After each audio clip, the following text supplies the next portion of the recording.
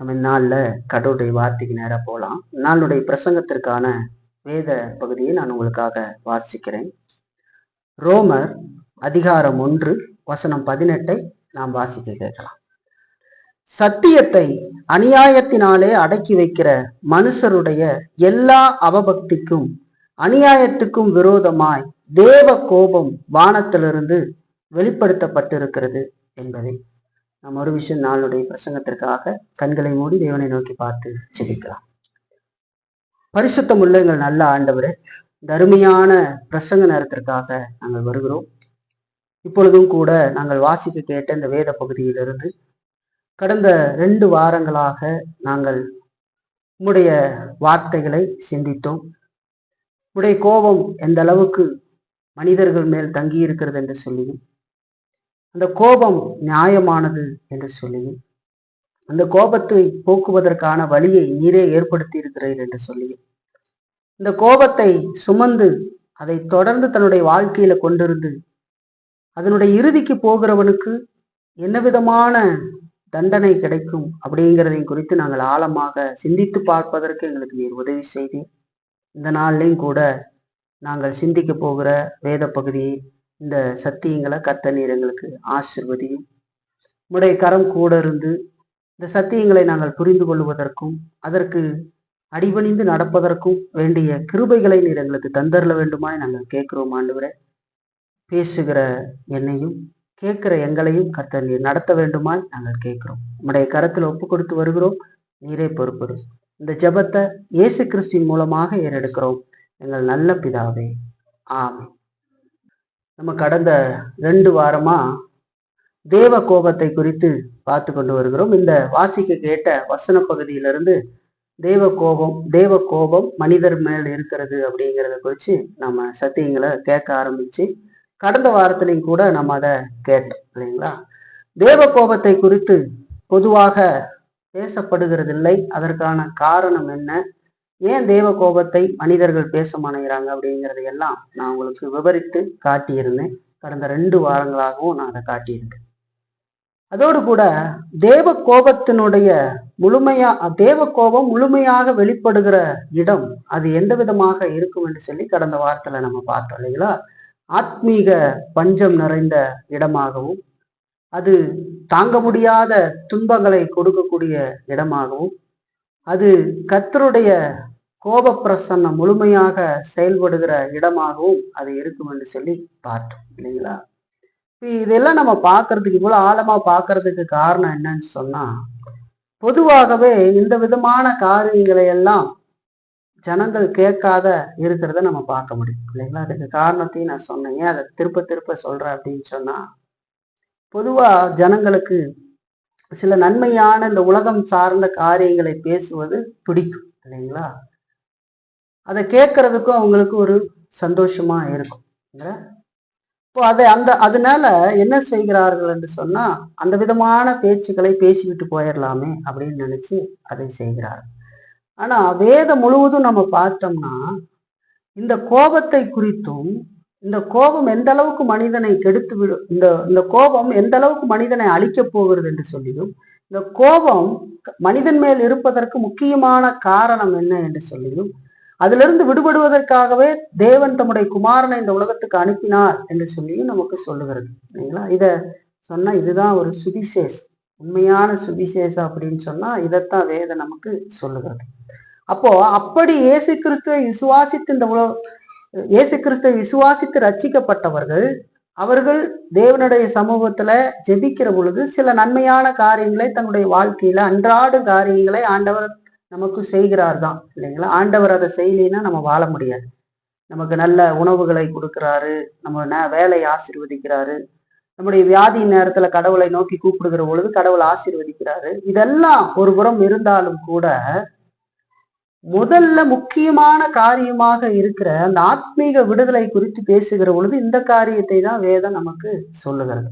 முழு வேதமும் நம்ம பார்த்தோன்னா மீட்பின் வரலாற்றை நமக்கு சொல்லுகிறது இல்லைங்களா.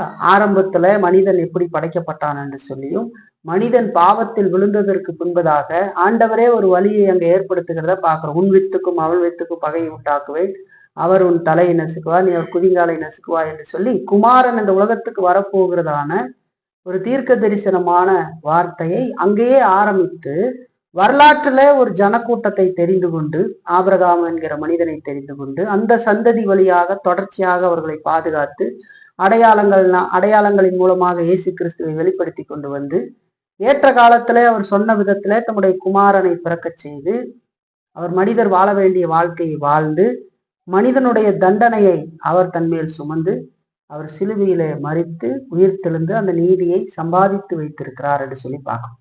பின்பு அவர் இந்த உலகத்தில் இருந்த பொழுது இந்த செய்தியை கொண்டு போவதற்கு 12 அப்போஸ்தலர்களை தெரிந்து கொண்டு அவர்கள் மூலமாக சுவிசேஷத்தை உலகம் முழுவதற்கும் கொண்டு போய் இல்லைங்களா சபையை ஏற்படுத்தி இப்படி தொடர்ந்தும் தம்முடைய சுவிசேஷத்தை அந்த சபையின் மூலமாக அறிவித்து வருகிறார். அந்த சுவிசேஷம் தான் மனிதனுடைய தேவ கோபம் மனிதர்கள் மேல் இருக்கிறது. அது நியாயமான கோபம். அந்த கோபம் போக வேண்டும் என்று சொன்னா மனிதன் தனக்குத்தானே எதையும் செய்து கொள்ள முடியாது.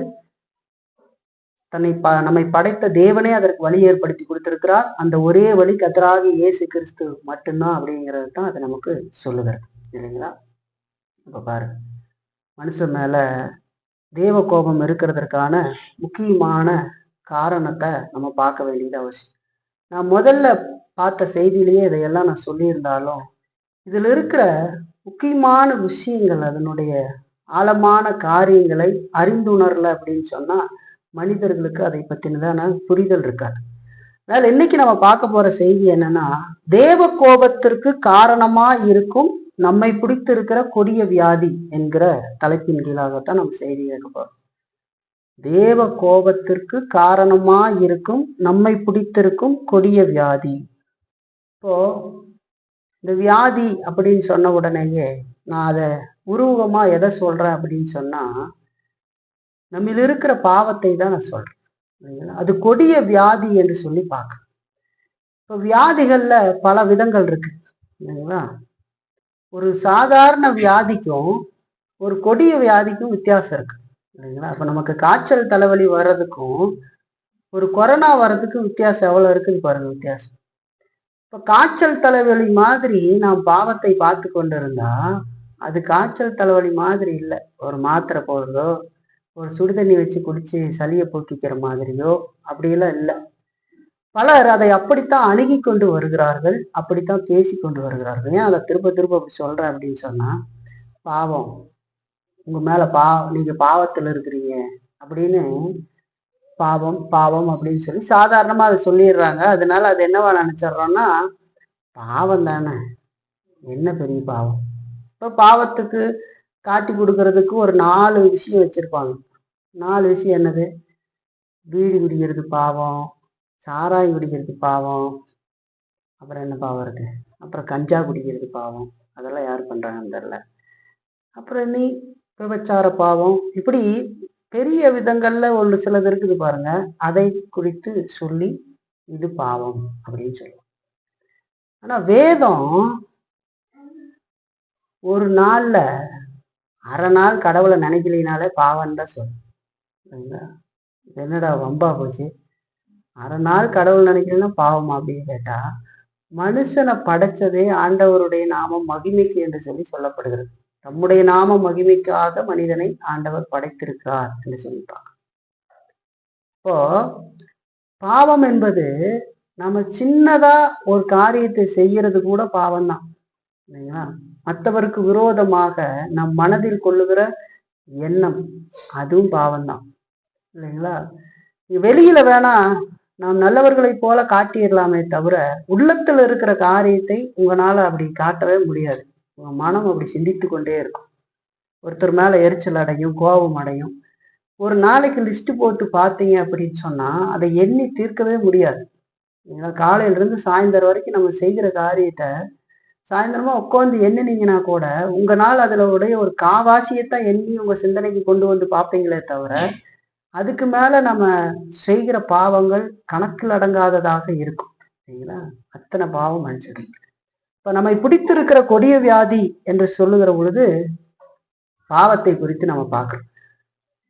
முழு மனு உலகத்தின் மேலையும் கோபம் இருக்கிறது என்று சொல்லுகிற பொழுது ஒரு சாதாரணமான விஷயத்திற்கு இல்லைங்களா, அப்படி ஆண்டவர் அந்த விதமான கோபம் கொள்ளுவாரா? இல்ல ஒரு கேள்வி. சின்ன விஷயமா இருந்தாலும் அது பாவம் தான் இல்லைங்களா, ஆண்டவருடைய பார்வையில பாவமா தான் கருதப்படுகிறது. இருந்தாலும் அந்த பாவம் எவ்வளவு பெரியதாக இருக்க வேண்டும், தம்முடைய குமாரனையே இந்த உலகத்துக்கு மறு உருவேற்று அனுப்ப வேண்டும் என்று சொன்னால் அது எந்த அளவுக்கு கொடியதாக இருக்க வேண்டும் என்பதை நம்ம சிந்தித்து பார்க்க வேண்டியது அவசியம் இல்லைங்களா. தான் படைத்த தேவனே மனு உருவேற்று இந்த உலகத்துக்கு வரணும் அப்படின்னு சொன்னா அந்த பாவம் காய்ச்சல் தலைவலி மாதிரி பாவம்னு நினைச்சிட்டு இருக்கீங்களா? இல்ல, அது மகா கொடியது என்று சொல்லி வேதம் சொல்லுகிறது. அப்ப கிறிஸ்துவ வாழ்க்கை குறித்து சரியாக அறிந்து கொள்ள நம்ம விரும்பணும்னு சொன்னா அதை எங்கிருந்து ஆரம்பிக்கணும்னு முதல்ல தெரிஞ்சுக்கணும் இல்லைங்களா. அதை எங்கிருந்து ஆரம்பிக்கணும்னா, பாவம் அப்படிங்கிற மிகப்பெரியதும் ஆழமான காரியத்தை குறித்து ஆராய்வதிலிருந்து தான் நம்முடைய கிறிஸ்துவ வாழ்க்கையே நம்ம தொடங்க முடியும். நான் இயேசு கிறிஸ்துவிட்ட ஏன் வர வேண்டும், இயேசு கிறிஸ்துவை ஏன் விசுவாசிக்க வேண்டும் அப்படின்னு ஒரு கேள்வி எடுத்துக்கிட்டு வந்தா நாம் பல காரணங்களை சொல்லி கொண்டாலும் வேதம் ஒரு காரணத்தை தான் நமக்கு சொல்லுகிறது. நாம் இயேசு கிறிஸ்துவை விசுவாசிப்பதற்கான ஒரே காரணம் நம்மை பிடித்திருக்கிற கொடிய வியாதியாகிய பாவம். அதிலிருந்து விடுபடுவதற்கு நமக்கு நாமே எந்த நற்கிரியைகளையும் நம்முடைய வாழ்க்கையில செய்து கொள்ளவே முடியாது. நாம் முழுவதும் பாவிகள். நம்முடைய உச்சந்தலையிலிருந்து உள்ளங்கால் வரைக்கும் நாம் மோசமான பாவிகள் இல்லைங்களா. அநியாயத்தினாலும் அக்கிரமத்தினாலும் நிறைந்து போயிருக்கிற பாவிகள் இல்லைங்களா. அப்படிலாம் ஒன்றும் தெரியலைங்களே. நீ நான் விளக்கி சொல்லும் போது இந்த வாரம் வர வாரம்லாம் விளக்கி சொல்றேன் பாவத்தை குறித்து வேதம் என்ன சொல்லுதுன்ட்டு. நீங்க அதை கேட்கும்போது உங்களுக்கு தெரியும் நம்ம எந்த அளவுக்கு பாவத்தில் இருக்கோம், அந்த பாவம் எப்படிப்பட்டது அப்படிங்கிறத உணர்ந்து கொள்ளலாம். ஏன் இதுல இருந்து ஆரம்பிக்கணும் அப்படின்னு சொன்னா, ஒரு உயரமான கட்டிடத்தை நம்ம கட்டணும் அப்படின்னு சொன்னா அதுக்கு ரொம்ப முக்கியமா இருக்கிறது கீழே போடுற அஸ்திபாரம் இல்லைங்களா. அந்த அஸ்திபாரம் சரியா இருந்தா மட்டும்தான் நாம் கட்டுகிற கட்டடமும் சரியான விதத்துல எழும்புமே தவிர, கீழே சரியான அஸ்திபாரம் இல்லாமல் ஒரு கட்டடத்தை நாம் கட்டி எழுப்புவதற்கு முயற்சி செய்தோம்னு சொன்னா அது மோசமான காரியத்தை தான் சந்திக்கும். அது கீழே விழுந்துரும் இல்லைங்களா. எவ்வளவு நாள் கட்டுங்க. அதனாலதான் கிறிஸ்துவகிட்ட வருகிறேன் என்று சொல்லி தவறான விதத்துல வந்தவர்கள் பாதியில ஓடி போடுற மாதிரி ஓடி இருப்பாங்க. இல்லைன்னா ஒரு நல்ல வாழ்க்கையும் வாழ்ந்திருக்க மாட்டாங்க. இல்ல தான் சும்மா அந்த கொஞ்ச நேரத்துல நான் சொன்ன மாதிரி சில விஷயங்களை விட்டேன்னு சொல்றாங்க பாருங்க, அவங்க அதை விட முடியாம ரகசியமா போய் செஞ்சுக்கிட்டு இருப்பாங்க. இல்லை யாருக்கும் தெரியாம கண்ணு காணாத இடத்துல செய்வாங்க. இதுக்கெல்லாம் காரணம் என்ன தெரியுங்களா? அவங்க பாவத்தை பாவமாக பார்க்கவில்லை இல்லைங்களா. பாவத்தை பாவமாக பார்த்திருந்தா, இந்த பாவத்துக்காக மனம் வருந்தி இருந்தா, அந்த பாவத்துக்கான பரிகார பலியாக இயேசு கிறிஸ்துவை விசுவாசித்திருந்தா அந்த விதமான காரியத்தை செய்வதற்கு அவர்கள் துணிகரம் கொண்டிருக்க மாட்டார்கள். ஒருவேளை அப்படி அவங்க தள்ளப்பட்டா கூட அதுக்காக மிகுந்த வேதனையோடு கூட மனம் திரும்புகிறவர்களாக இருப்பார்கள் என்று சொல்லி பார்க்க. இப்ப பாருங்க, இப்ப இந்த பேஸ்மெண்ட் மாதிரி இருக்கிற பாவத்தை குறித்த சத்தியத்தை நம்ம அறிஞ்சு அதுல சரியாக நம்ம அதுல வளரல அப்படின்னு சொன்னா, அதை பத்தி சரியா நம்ம பார்க்கல அப்படின்னு சொன்னா, அப்ப நம்மளுடைய அந்த கண்ணோட்டமே தப்பாதான் இருக்கும் கிறிஸ்துவ வாழ்க்கை குறித்து. அதாவது பாவநிலை குறித்து தவறான கண்ணோட்டம் நமக்கு இருந்ததுன்னா கிறிஸ்துவ வாழ்க்கை குறித்தும் தவறான கண்ணோட்டம் மட்டும்தான் இருக்கும். நல்லா தெரிஞ்சுக்கணும். என்ன கிறிஸ்துவ வாழ்க்கை குறித்து தவறான கண்ணோட்டம் இருக்கும்னா, பாவத்தை குறித்து சரியான எனக்கு புரிதல் இல்லைன்னா கிறிஸ்துவனா பாட்டு பாடுறதுன்னு நான் நினைச்சிருப்பேன். பாட்டு பாடுறதாட்டுறது, நம்ம ஒரு இடத்துல போய் உக்காந்து இருக்கிறது இல்லைங்களா, ஒருத்தர் பேசுறது மாதிரி பிரசங்க பேசுறத கேட்கறது மட்டும்தான் கிறிஸ்துவ மாற்றுறது அப்படின்னு நினைச்சேன். அது ஒரு பகுதி இல்லைங்களா. ஒரு முழு இது இருந்ததுன்னா அதுல ஒரு சின்ன பகுதி இருக்கும் பாருங்க நம்ம வாழ்றதுக்கு. அதுக்காக கடவுளால் ஏற்படுத்தப்பட்ட விஷயங்கள். பாடல்னா என்ன? நம்ம கடவுள் செய்த நன்மைகளை பாடுகிறோம். பிரசங்கம் ஏன் கேட்குறோம்? கடவுளுடைய வார்த்தையை நம்ம கேட்டு நம்மை திருத்திக்கிறதுக்கும் இல்லைங்களா, நம்முடைய காரியங்களை சிந்திச்சு பார்க்கறதுக்கும், கடவுள் எவ்வளவு பெரியவர், கடவுள்ல நம்ம எவ்வளவு தங்கி இருக்கணும், அவர்கிட்ட நாம எல்லா காரியத்தை கேட்கணும், இப்படி பல காரியங்களை சத்தியங்களை கற்றுக்கொள்ளும்படியாக நாம் ஆண்டருடைய சமூகத்துல அவருடைய வார்த்தை கேட்கும்படி வருகிறோம். இதையெல்லாம் கத்துக்கிட்டு நம்ம என்ன செய்வோம்? ஒரு கேள்வி கேட்டு பார்ப்போம். இந்த உலகத்திலேயே ஒரு கேள்வி கேளுங்க. இந்த பிள்ளைங்களாம் படிக்கிறாங்க இல்லைங்களா, எல்லாம் படிச்சுட்டு என்ன பண்ணுவாங்க? படிச்சு முடிச்சா அதுக்கு ஏதாவது ஒரு வேலை செய்வாங்க இல்லையா? இதேன்னு ஒண்ணு எதுக்காக, என்ன நோக்கத்துக்காக படிக்கிறாங்க? படிச்சு முடிச்சு அதை வாழ்க்கையில போய் அப்ளை பண்றதுக்காக தான் படிக்கிறாங்க இல்லைங்களா? அதுதான் படிப்பின் நோக்கம். ஆனா பலர் அப்படி படிக்கிறது இல்லை. ஏதோ இந்த ஊருக்குள்ள படிக்க வைக்கணும் கொஞ்ச நாள் அப்படின்னு பிள்ளைகளை எல்லாம் படிக்க வச்சு ஒரு 6வது 7வது வரைக்கும் போதும், அவ்வளவுதான் போ அப்படின்னு நினைச்சிட்டு அதுக்காகலாம் யாரும் படிக்க வைக்க மாட்டாங்க. படிப்பு அப்படிங்கிறதே அவங்க வளர்ந்து வந்து அதுக்கான காரியத்தை அடைவதற்கு தான் அந்த படிப்பெல்லாம் இல்லைங்களா? சும்மா 1வது 2வது படிக்க வச்சு என்ன பண்றது, எழுத படிக்க தெரிஞ்சா போதும் அப்படிங்கிற ஒரு லெவல்ல இருப்பாங்க. அப்ப படிப்பை பத்தியும் அந்த தவறான புரிதல் தான். அப்ப பொதுவா படிக்கிறது எதுக்கு? அவங்க வாழ்க்கையில போய் அப்ளை பண்றது இல்லைங்களா? நல்லா படிச்சா நல்ல வேலை கிடைக்கும், நல்ல வேலை கிடைச்சி நல்ல வேலைக்கு போகலாம், சம்பாதிக்கலாம், சரியான அறிவு இருக்கும், இல்லை எல்லா ஒவ்வொரு காரியத்துல அவங்க முன்னேறிக்கிட்டு போவாங்க இல்லைங்களா? படிக்க வச்சாலே போதும் அப்படின்றது தான் ரொம்ப முக்கியமானது. படிக்க வச்சா அவங்களே சம்பாரிச்சுட்டு போறாங்க, அவங்களே சரியான காரியத்தை தீர்மானிச்சுக்கிற அறிவு இருக்கும் இல்லைங்களா? அதை செய்யாம விட்டா என்ன ஆயிடுது, அவங்க கடைசி வரைக்கும் அவங்க கூடவே தெரிய வேண்டியதா இருக்கும் இல்லைங்களா? பாருங்க, படிப்புடைய நோக்கம் என்னன்னு கேட்டீங்கன்னா அது. அப்போ ஒரு உதாரணத்துக்கு சொல்றேன். அப்ப நம்ம இதை தெரிஞ்சுக்கிறது, சத்தியம் தெரிஞ்சுக்கிறதுக்கு எதுக்கு? தெரிஞ்சுக்கிட்டு அப்படியே நம்மளே சந்தோஷப்பட்டுக்கிட்டு அதோட இருந்துக்கிறதுக்கா? இல்ல, பரிசுத்தமான வாழ்க்கையை நம்ம வாழணுங்கிறதுக்கு தான் ஆண்டவர் அதையெல்லாம் கொடுத்துருக்காரு. ஒரு நாள் ஒரு 4 மணி நேரம், காலையில ஒரு 2 மணி நேரம், சாயந்தரம் ஒரு 2 மணி நேரம் நம்ம இருந்தோம் அப்படின்னு சொன்னா அது அடுத்த 6 நாள் 24 ஹவர்ஸ் 24 மணி நேரம் கொண்ட 6 நாள்ல நம்ம என்ன விதமான வாழ்க்கையை வாழ்றோம் அப்படிங்கிறதுக்கு அதுதான் நம்மளை கண்ட்ரோல் பண்ணி நடத்துகிறது இல்லைங்களா? அப்ப அது சரியா இல்லைன்னா நம்ம குடும்ப வாழ்க்கையிலையும் சரியா இருந்துட மாட்டோம், தனிப்பட்ட வாழ்க்கையிலையும் சரியா இருக்க மாட்டோம் இல்லைங்களா? சபையில இருக்கிறவங்க சபை வாழ்க்கையிலையும் சரியா இருக்க மாட்டீங்க இல்லைங்களா? சமுதாயத்திலையும் சரியா இருக்க மாட்டோம். கிறிஸ்துவ வாழ்க்கை அப்படிங்கிறத நல்லா தெரிஞ்சுக்கிங்க. நான் திருப்ப திருப்ப ஏன் சொல்றேன்னா, பாட்டு பாடுறதோட சம்பந்தமுடையது என்று சொல்லி நினைச்சிருக்கோம். வெறுமனே பாட்டு பாடிட்டு இருக்கிறதாட்டன்னு நினைக்க கூடாது. சமுதாயத்துல வாழ்றதையும் அது கொண்டு இருக்கிறது, உள்ள கொண்டு இருக்கிறது. அது என்னது? சமுதாயத்தோட ஒரு சின்ன சின்ன விஷயம் கவர்மெண்ட்ல நம்ம கீழ்ப்படுகிறது, கவர்மெண்ட் சட்டம் ஏற்றுனா அது வேதத்துக்கு முரணா இல்லாம இருந்தா அதுக்கு நாம அப்படியே கீழ்ப்படியணும்னு சொல்லுது. சட்டங்களுக்கு கீழ்ப்படியணும், குடும்பத்தை சரியா நடத்தணும், இது எல்லாத்தையும் உள்ளடக்கினது தான் கிறிஸ்துவ வாழ்க்கை. அதெல்லாம் இல்லாம அதெல்லாம் கத்திரிச்சு விட்டுட்டு நாம அப்படி இருந்தோம் அப்படின்னு சொன்னா அதுக்கு பேர் கிறிஸ்துவ வாழ்க்கை இல்லை. அப்ப பாவத்தை குறித்து சரியான புரிதல் இல்லை அப்படின்னு சொன்னா, பாவத்தை குறித்த தவறான கண்ணோட்டத்தை நாம் கொண்டிருப்போம்னு சொன்னா கிறிஸ்துவ வாழ்க்கை குறித்த தவறான கருத்துக்களை தான் நாம கொண்டிருப்போம். காலம் மட்டும் நம்ம என்ன செய்வோம்னா, நான் போன வாரம் சொன்னதுதான், கணவன் மனைவியை நடத்த வேண்டிய விதத்தில் நடத்த மாட்டாங்க, மனைவி கணவனுக்கு கீழ்ப்படிய மாட்டாங்க. ஆனா 2 பேரும் தவறான எண்ணம் கொண்டு ஆராதனை செய்வாங்க. அதோடு கூட பிள்ளைகளை பெற்றோர் நடத்த வேண்டிய விதத்துல பெற்றோர் நடத்த மாட்டாங்க. பிள்ளைகளும் தாய் தகப்பன்மாருக்கு கீழ்ப்படியணும்னு சொல்லி இருக்கிற அந்த சத்தியத்தை சொல்லி கொடுக்காதனால தாய் தகப்பனுக்கு பிள்ளைகளும் கீழ்ப்படிய மாட்டாங்க. ஆனா இவங்க எல்லாருமே ஆராதனை செய்வாங்க இல்லைங்களா? அப்ப என்னன்னா, தவறான ஒரு கண்ணோட்டத்தை கொண்டு இருக்கிறாரு. இப்ப பரிசுத்த வாழ்க்கைன்னா நம்ம என்னது? ஆலயத்துக்கு போறது, ஆராதனையில பாடல் பாடி செய்தி கேட்கறது, அது ரொம்ப அவசியம், அது ரொம்ப முக்கியம். அது இல்லாம ஒண்ணும் இல்லைன்னு வச்சுக்கோங்க.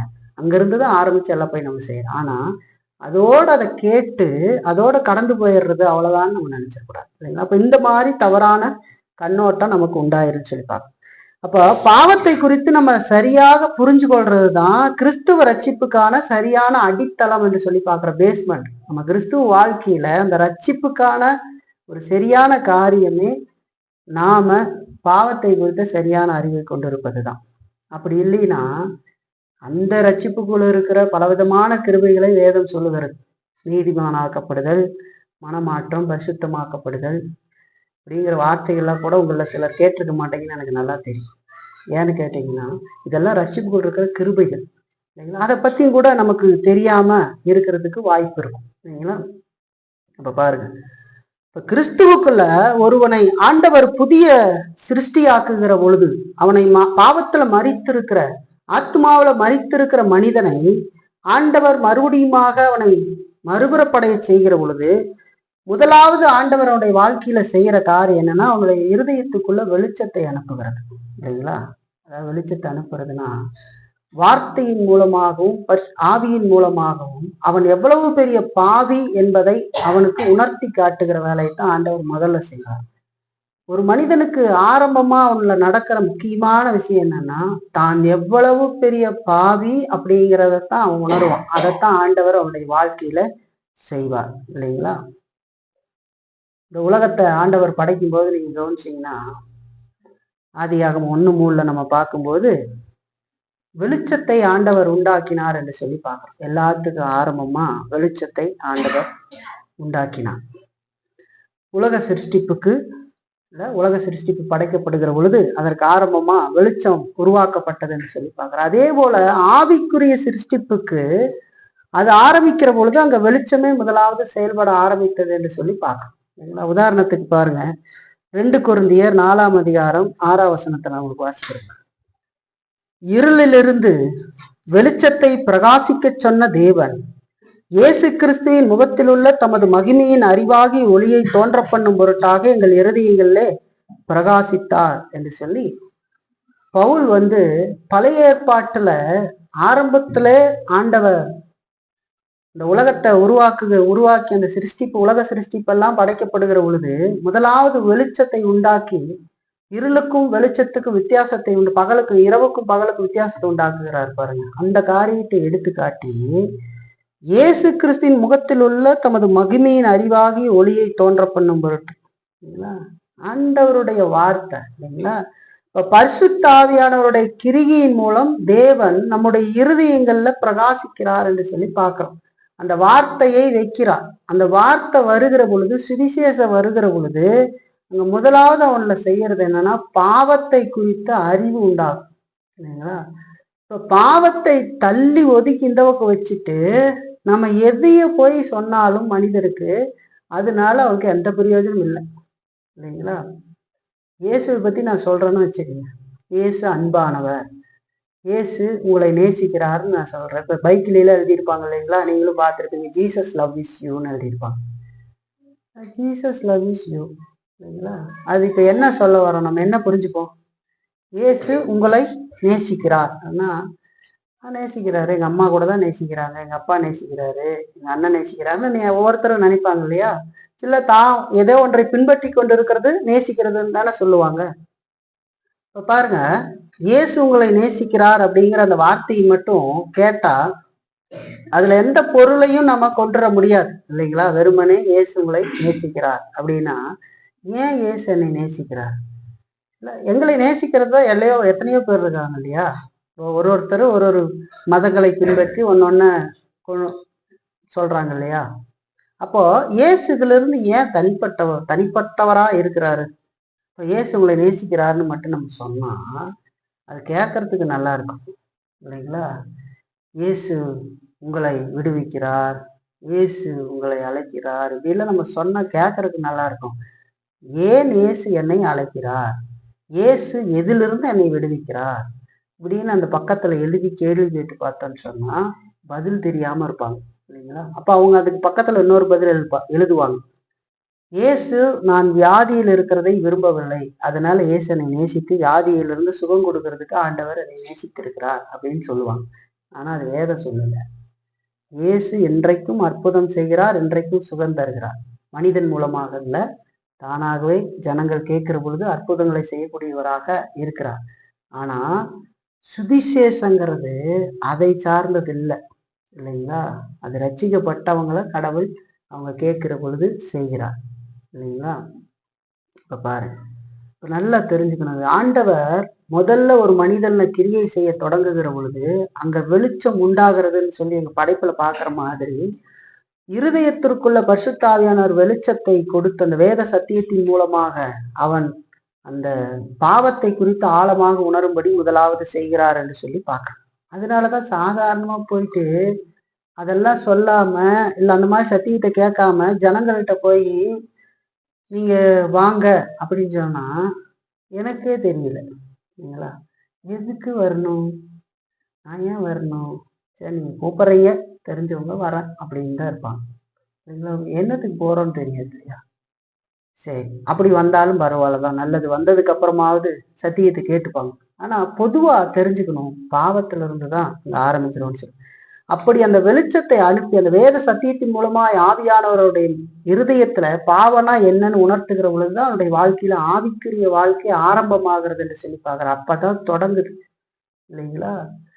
இப்ப பாவத்தை குறித்து தெளிவில்லாததும் மங்களானதுமான ஒரு புரிதல் நமக்கு ஒரு குழப்பத்தை தான் உண்டு பண்ணும். அப்படி பலவிதமான கள்ள போதனைகளும் தவறான உபதேசங்களும் இன்னைக்கு பாவத்தை குறித்த சரியான அறிவு இல்லாததுனால அங்கிருந்து ஆரம்பிச்சிடும் இல்லைங்களா? நீங்க பாவத்தை குறித்து சரியா பார்க்கலைன்னா அதுல இருந்துதான் தவறான உபதேசமே ஆரம்பிக்கும். பாருங்க, பாவத்தை குறித்து தெளிவில்லாததும் அதாவது மங்களான ஒரு புரிதல் தான் இன்றைக்கு பலவிதமான கள்ள போதனைகளும் தவறான உபதேசங்களும் ஏற்படுறதுக்கு காரணமா இருக்குன்னு சொல்லி பார்க்குறேன். பாவத்தை குறித்து அறிவில்லைன்னு வச்சுக்கோங்க, அதை ஒட்டி பேசப்படுகிறது எல்லாமே நமக்கு ஏன் இயேசு தேவை அப்படிங்கிறதையே புரிதல் இல்லாம பல உபதேசங்கள் வந்துடும் இல்லைங்களா? அதுதான் அடிப்படை காரணமா இருக்கும். இப்ப தன்னுடைய ஆத்மாவுல ஏற்பட்டு இருக்கிற பயங்கரமான நோயை ஒரு மனுஷன் சரியாக உணரல அப்படின்னு சொன்னா அதை அவன் போக்கிக்கிறதுக்கு என்ன செய்வான் அப்படின்னு சொன்னா தவறான வழிமுறைகளை தான் பின்பற்றுவான், தவறான விதத்துல தான் முயற்சி செய்வான். இந்த பாவத்தை குறித்த டெப்த் தெரியலைன்னா இப்போ மாற்று மதத்தில் இருக்கிறவங்க எப்படி பாவத்தை போக்கிக் கொள்வதற்கு முயற்சி செய்வாங்க? உங்ககிட்ட பாவம், நீங்க ஒரு பாவம் செஞ்சிட்டீங்க, உங்க குடும்ப பாவம் ஒண்ணு இருக்குது இப்படியெல்லாம் ஆரம்பிச்சு சொல்லுவாங்க, பார்த்திருக்கீங்களா? என்னங்கய்யா நாங்க செய்யறது, அதுக்கு ஒரு பரிகாரம் இருக்கு. என்னங்கய்யா பரிகாரம்? இந்த மாதிரி செய்யணும், இந்த இடத்துக்கு போகணும்னு எப்படி சொல்றாங்களோ போக்குறதுக்கு, அந்த மாதிரி கிறிஸ்துவத்திலையும் அப்படி இல்லைங்களா? போலியான விதத்துல வேறொன்ன உருவாக்கிடுவாங்க. எங்க போகணும்னு சொல்றதுக்கு பதில் பாவத்தை குறித்த புரிதல் இல்லைன்னா அப்படி சொல்லிடுவாங்க. அதனால மனுஷனும் தவறான முறையில இயேசு கிறிஸ்துவை நேசிக்கிறேன்னு நினைச்சு வாழ்ந்துரும் இல்லைங்களா? போலித்தனமா வாழ்ந்துருவான். இப்ப அந்த பாவத்தை போய்க்கிறதுக்கு என்ன பண்றது? கரெக்டா சர்ச்சுக்கு வந்துரு, கரெக்டான நேரத்துக்கு வந்துரு, 5 மணி டு 7 மணிக்கு வந்துரு, நான் சொல்றேன் நீ பரலோகத்துக்கு போயிடுவேன் அப்படின்னு ஒருத்தர் சொன்னா போக முடியுமா? சொல்றாங்க அப்படிதான் நானே கேட்டேன். நீங்க 5 மணில இருந்து 7 மணிக்கு இல்ல, இந்த கூடாரத்துக்குள்ளேயே சாகு வரைக்கும் உட்கார்ந்து இருந்தாலும் கூட, நானும் இங்க சாகு வரைக்கும் பிரசங்கம் பண்ணிக்கிட்டே இருந்தாலும் கூட, பாவத்தை குறித்து ஆழமாக உணர்ந்து இந்த பாவத்துக்கான பரிகார பலியாக இயேசு இருக்கிறாருங்கிறத நீங்க உணர்ந்து பாவத்தை அருவறுத்து அதுல இருந்து மனம் திரும்பி இயேசுவை விசுவாசிக்கலைன்னா நம்ம பாவம் போகப்படாது, பரலோகத்துக்கும் போக மாட்டோம் சரிங்களா? நான் ஜீவன் போற அளவுக்கு 34 மணி நேரம் பிரசங்கம் பண்ணா கூட போக மாட்டோம். ஏன் தெரியுங்களா? பாவத்தை குறித்து ஆழமான புரிதல் நமக்கு வேணும் சரிங்களா? அதனால ஒரு இடமோ பொருளோ அதெல்லாம் தேவையா இருந்தாலும் தவறான காரியங்கள் உருவாயிரும் சொல்றேன் இல்லைங்களா? ஆகவே பாவத்தை குறித்து ஒரு தெளிவானதும் முழுமையானதுமான போதனை நமக்கு தேவை. அதைத்தான் நம்ம இன்னைக்கு சிந்திக்க போகிறோம். இவ்வளவு நேரம் பேசினது, இவ்வளவு நேரம் ஒரு முன்னுரையா சொல்லிட்டு இருக்கேன். இனிமேதான் அதனுடைய முக்கியமான காரியத்தை உங்களுக்கு பேச போறேன். இப்ப நான் உங்ககிட்ட பேசிக்கிட்டு இருந்ததெல்லாம் இந்த பாவத்தை குறித்து ஒரு புரிதலுக்கு கொண்டு வருவதற்காக ஒரு சின்ன முன்னுரையா நான் உங்களுக்கு இவ்வளவு நேரம் சொன்னேன் இல்லைங்களா? இன்னைக்கு எது பாவம் அப்படின்னு பார்க்க போறோம். பாவம்னா என்ன அப்படின்னு ஒரு 3 காரியத்தை இன்னைக்கு பார்க்க போறோம். இனி வருகிற நாட்கள்ல இன்னும் சிலதை நம்ம பார்க்கலாம். பாவம், பாவிகள் அப்படிங்கிற வார்த்தையை நம்ம எல்லாருமே அறிஞ்சிருக்கோம். அடிக்கடி அதை யூஸ் பண்ணுவாங்க இல்லைங்களா? கீழே விழுந்து ஒரு பையன் காலில் கொஞ்சம் சரசலோட எந்திரிச்சு கண்ணை கசக்கிக்கிட்டு அம்மான்னு அழுதுகிட்டு இருந்தானா, ஐயோ பாவம். பார்த்தீங்களா? அந்த வார்த்தை எப்படி யூஸ் பண்றோம் பாருங்க. ஐயோ பாவம் அழுகுது பிள்ளை. திடீர்னு ஒரு ஆம்புலன்ஸ்ல ஒரு ஆக்சிடென்ட் ஆகி ஒருத்தருக்கு கால் உடஞ்சி போச்சு, பைக்கில் போய் தூக்கிட்டு போறாங்க, ஐயோ பாவம் என்னாச்சு. இப்படி பாவம், பாவிகள் அப்படிங்கிற வார்த்தையை நம்ம நல்லா எல்லாரும் கேட்டோம். அதோடு உலகத்திலையும் பாவம் இருக்கிறதை குறித்தும் மனிதர்கள் பாவம் செய்வதை குறித்து நம்ம அடிக்கடி பேசிக்கொள்றோம் இல்ல? சொல்றாங்க இல்லையா? உலகத்துல என்ன சொல்றாங்க? அவன்லாம் செஞ்ச பாவத்துக்கு அவனுக்கு சரியாதான் நடந்திருக்குது இல்லைங்களா? அப்பவே நினைச்சேன் அவன்லாம் எப்படியோ போவான், கொஞ்சம் காலதாமதம் ஆயிடுச்சு, ஆனா எப்படியோ ஆயிடுச்சுன்ற மாதிரி சொல்றாங்க இல்லையா?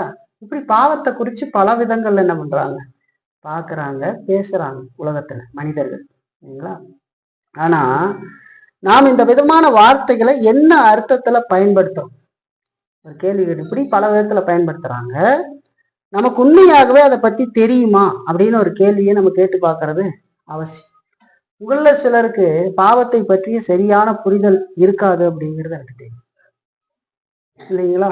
இங்க தொடர்ந்து வந்திருக்கிற நீங்கள் ஒருவேளை மற்றவர்கள் பாவத்தை குறித்து பேசப்பட்டதை கேட்டிருந்தாலும் கூட அதனுடைய ஆழமான காரியத்தை நீங்க கேட்டிருக்க மாட்டீங்க, இல்லைங்களா? இனிதான் நம்ம கேட்க போறோம், நீங்களும் கேட்க போறீங்க, இல்லைங்களா? அதனால நான் ஒரு 3 காரியத்தை வேதத்தின் அடிப்படையில நான் உங்க கூட பேச போறேன். முதலாவது மூல பாவம் அல்லது ஜென்ம பாவம் என்று சொல்லி அதுக்கு ஒரு பேர், இல்லைங்களா? மூல பாவம் அல்லது ஜென்ம பாவம்னு சொல்ல, அதை ஆங்கிலத்துல ஒரிஜினல் சின் என்று சொல்லி சொல்லுவாங்க, இல்லைங்களா? பாவம்னா என்னன்னு தெரிஞ்சுக்க, இல்லைங்களா? இந்த ஐயோ பாவம், அப்படி பாவம், இப்படி பாவம்ன்றதெல்லாம் உலகத்துல ஏற்படுத்தி வச்சிருக்கிறாங்க, இல்லைங்களா? வேதம் அப்படி சொல்லல. வேதம் மூலப்பாவம் என்று சொல்லி அதை சொல்லுகிறது, ஜென்ம பாவம் என்று சொல்லி சொல்லுகிறது. அதாவது மூலப்பாவனாலும் ஜென்ம பாவனாலும் ஒரே காரியத்தை குறிப்பதற்கு பயன்படுத்தப்படுகிற 2 வார்த்தைகள். அது ஆங்கிலத்துல ஒரிஜினல் சின் என்று சொல்லி சொல்லுவாங்க. இது ஆதாமுடைய வித்தினால் பிறக்கிற ஒவ்வொரு மனிதன்லையும் காணப்படுகிற ஒரு காரியமாக இருக்குது. அவனுடைய குற்றங்கள், பிழைகள், இதெல்லாம் பாவம் எனப்படுகிறது என்று சொல்லி பார்க்கிறோம். வேர் நம்முடைய முதல் பெற்றோராகிய ஆதாம் ஏவாள்ல இருந்து வந்தது. ஆதாம் பாவம் செய்த பொழுது அந்த பாவம் அதற்கு பின்னாடி வருகிற சந்ததியெல்லாம் தொடர்ச்சியாக பாதித்தது என்று சொல்லி பார்க்கிறோம். ஆதியிலே மனுஷனை கடவுள் படைக்கிற பொழுது அவனை நீதியான நிலையிலே படைத்தார், இல்லைங்களா? அவன்ல பாவம் இல்லை. பாவத்தை செய்யக்கூடிய ஒரு காரியம் அவன்ல இருந்தாலும் பாவம் அவன்ல இல்லை என்று சொல்லி பார்க்கிறோம் ஆதி மனிதன்ல. அப்படி படைக்கப்பட்ட மனிதன் ஆண்டவருடைய வார்த்தைக்கு கீழ்ப்படிந்து தொடர்ந்து நடக்கிற பொழுது அவனுக்கு நித்திய வாழ்வை தருவதாக கடவுள் வாக்கு பண்ணினான். எவ்வளவு நாள் வாழ வேண்டும் என்பது நமக்கு அங்க சொல்லப்படல. ஆனா தொடர்ந்து கீழ்ப்படிந்து நடக்கிற பொழுது நித்திய வாழ்வை தருவேன் என்று சொல்லி வாக்கு பண்ணியிருந்தார். அதனால அந்த பழத்தை சாப்பிடுகிற நாள்ல சாகவே சாகாயினார். அப்ப கீழ்ப்படிஞ்சு நடந்திருந்தா சாகவே சாகாத ஒரு வாழ்க்கையை ஆண்டவர் கொடுத்திருப்பார். அதனாலதான் அவன் பாவம் செஞ்சதுக்கு அப்புறம் இவங்க கையை நீட்டி ஜீவ விருட்சத்தின் கனியை பறித்து புசித்து என்றென்றைக்கும் இவர்கள் வாழாதபடிக்கு அவர்களை தோட்டத்திலிருந்து வெளியேற்றுவோன்னு சொன்னாங்க, இல்லைங்களா? அப்ப 2 பழம் அங்க இருக்குது. நன்மை தீமை அறியத்தக்க பழம், ஜீவ விருட்சம் இருக்குது. இப்போ கீழ்ப்படித்து நடந்திருந்தா ஆண்டவர் அதை கொடுத்திருப்பார், இல்லைங்களா? ஆனா ஒரு மோசமான நிலை அங்க நடந்தது. இப்ப நீங்க பிக்சர் மாதிரி பார்த்துக்கிட்டு இருந்தீங்கன்னு வச்சுக்கோங்க. எது நடக்கக்கூடாதுன்னு நம்ம நினைச்சோமோ அது அங்க ஏதேன் தோட்டத்தில் நடந்து விட்டது. ஆதாமும் ஏவாளும் அந்த தவறான பழத்தை, இல்ல ஆண்டவர் புசிக்க கூடாதுன்னு சொன்ன பழத்தை, சாப்பிடக்கூடாதுன்ற பழத்தை பறிச்சு சாப்பிட்டுட்டாங்க. சாப்பிட்ட உடனே பாவம் வந்து விட்டது. அப்போ அப்படி ஆண்டவர் படைத்த நிலையிலிருந்து பாவம் வந்ததுக்கு பின்பதாக மனிதன் அந்த நீதியான நிலையை விட்டு வெகு தூரத்துக்கு போய்விட்டான் என்று சொல்லி பார்க்கிறோம். அதாவது தீமையே நாடுகிற இயல்பை அவன் அடைந்து விட்டான். இயற்கையாக அவன்ல இருப்பது எல்லாமே தீமைதான். 99% தீமை, 1% நன்மை. அப்படி இல்லை, 100% அவன் கெட்டவன், சரிங்களா? இல்லைங்களே கொஞ்சம் நல்லவங்களா இருக்கிறாங்களே அப்படின்னா அந்த நல்லது வேறு, கடவுளுக்கு முன்னாடி இருக்கிறதுங்கிறது வேறு, இல்லைங்களா? 100% மனிதன் தீமையை நாடுகிறவனாக அடைந்து விட்டான். ஆகவே இந்த உலகத்துல பிறந்திருக்கிற எந்த மனிதனும் கடவுளுடைய கோபத்தையும் தண்டனையும் பெறக்கூடிய அம்சங்களை மட்டும்தான் தன்னில் கொண்டு இருக்கிறான். அவனுடைய தகுதி என்ன அப்படின்னு சொன்னா நரகத்தை அடைகிறது மட்டும்தான் அவனுடைய தகுதியா இருக்கு. என் தகுதி என்னன்னு உங்களுக்கு தெரியுமா அப்படின்னு கேக்குறாங்க இல்லையா அந்த உலகத்துல. நான் யாரு, என் ஸ்டேட்டஸ் என்னன்னு உங்களுக்கு தெரியுமான்ட்டு ஒரே ஸ்டேட்டஸ் தான். நரகத்தை அடைகிறது மட்டும்தான் ஒரு மனிதனுடைய தகுதி, வேற எந்த தகுதி இல்லை. மனிதன் அப்படித்தான் இந்த உலகத்துல பிறக்கிறான் என்று சொல்லி பார்க்கணும். இப்ப சுருக்கமா சொன்னா பாவம் அப்படிங்கிறது உலகத்தில் இருக்கிற எல்லாரையும் பாதித்து இருக்கிற ஒரு கொடிய வியாதி என்று சொல்லி பார்க்கிறோம். அது மனுக்குலம் முழுவதையும் பாதித்து இருக்கிறது என்று சொல்லி நாம் பார்க்கிறோம். வேதம் அதைத்தான் நமக்கு சொல்லுங்க, இல்லைங்களா? இப்போ இது என்ன செய்கிறது அப்படின்னு சொன்னா, அது கொடிய வியாதி அப்படின்னு சொல்லும் பொழுது ஆரம்பத்திலே சொன்ன மாதிரி அதை காய்ச்சல் தலைவலி மாதிரி இல்லை. காய்ச்சல் தலைவலி நமக்கு வந்தா நாம் யாரும் பயங்கரமா பயப்படலாம் மாட்டோம். ஏன்னா அதை பத்தி நமக்கு தெரியும். லைட்டா சளி பிடிச்சிருக்குது, தொண்டை கரகரப்பா இருந்தா நம்மளே மருத்துவராகி ஆலோசனை சொல்ல ஆரம்பிச்சிரும். கொஞ்சம் தண்ணி குடிங்க, சுடு தண்ணி வச்சு குடிங்க. இல்லைன்னா இப்ப மாத்திரையில அனாசி இந்த மாதிரி எல்லாம் மாத்திரை வைப்பாங்களா தெரியல, அதெல்லாம் வித்தாங்கன்னா அது மாதிரி ஏதாவது போட சொல்லுவாங்க. இல்ல என்னது டோலோவா, என்னது டோலோ 650 இல்லைங்களா? ஏன் சொல்றேன்னா இப்ப பாருங்க, அது தெரியுது இல்லையா, அந்த மாத்திரையுடைய காரியம் தெரியும். இது ஒன்றும் பயப்படுற அளவுக்கு பெருசு இல்லைங்க. இந்த மாத்திரை ஒன்று போட்டு விட்டீங்கன்னா போதும். ஒரு டோலோ 650 போட்டோம்னா போதும், காய்ச்சல் சரியாயிடும். இதுக்கு போய் ஏன் ஆஸ்பத்திரிக்கு போறீங்க? ஒன்று போட்டு பாருங்க, சரியாகலைன்னா அப்புறமா என்ன பண்ணுங்க, போங்கன்னு சொல்லுவாங்க.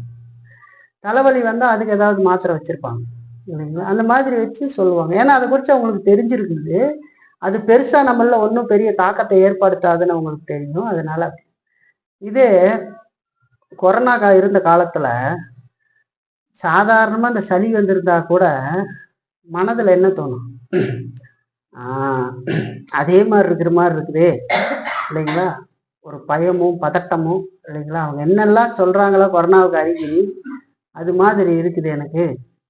ஆஸ்பத்திரிக்கு போனா அமுத்தி பிடிச்சிருவாங்களோ, அப்புறமா யாரையும் வந்து விடமாட்டாங்க வெளியே, நம்ம மேல முத்திரை குத்திடுவாங்க அப்படின்னு பயந்துக்கிட்டு போகாம செத்து போனவர்கள்ல எனக்கு தெரிஞ்ச ஒரு தம்பி இருக்கான். செத்துட்டான் கொரோனாவில்.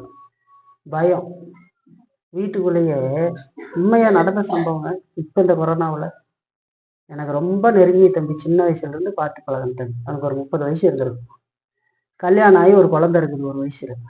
அந்த பையன் மனைவி பிள்ளைகளை எல்லாம் அப்படியே பாதுகாப்பா அவங்க அம்மா வீட்டுக்கு அனுப்பிச்சிட்டு லைட்டா இருக்கு தனியா வீட்டுக்குள்ளேயே உக்காந்துக்கிட்டு வெளியே யாருக்கிட்டையும் சொல்லலை.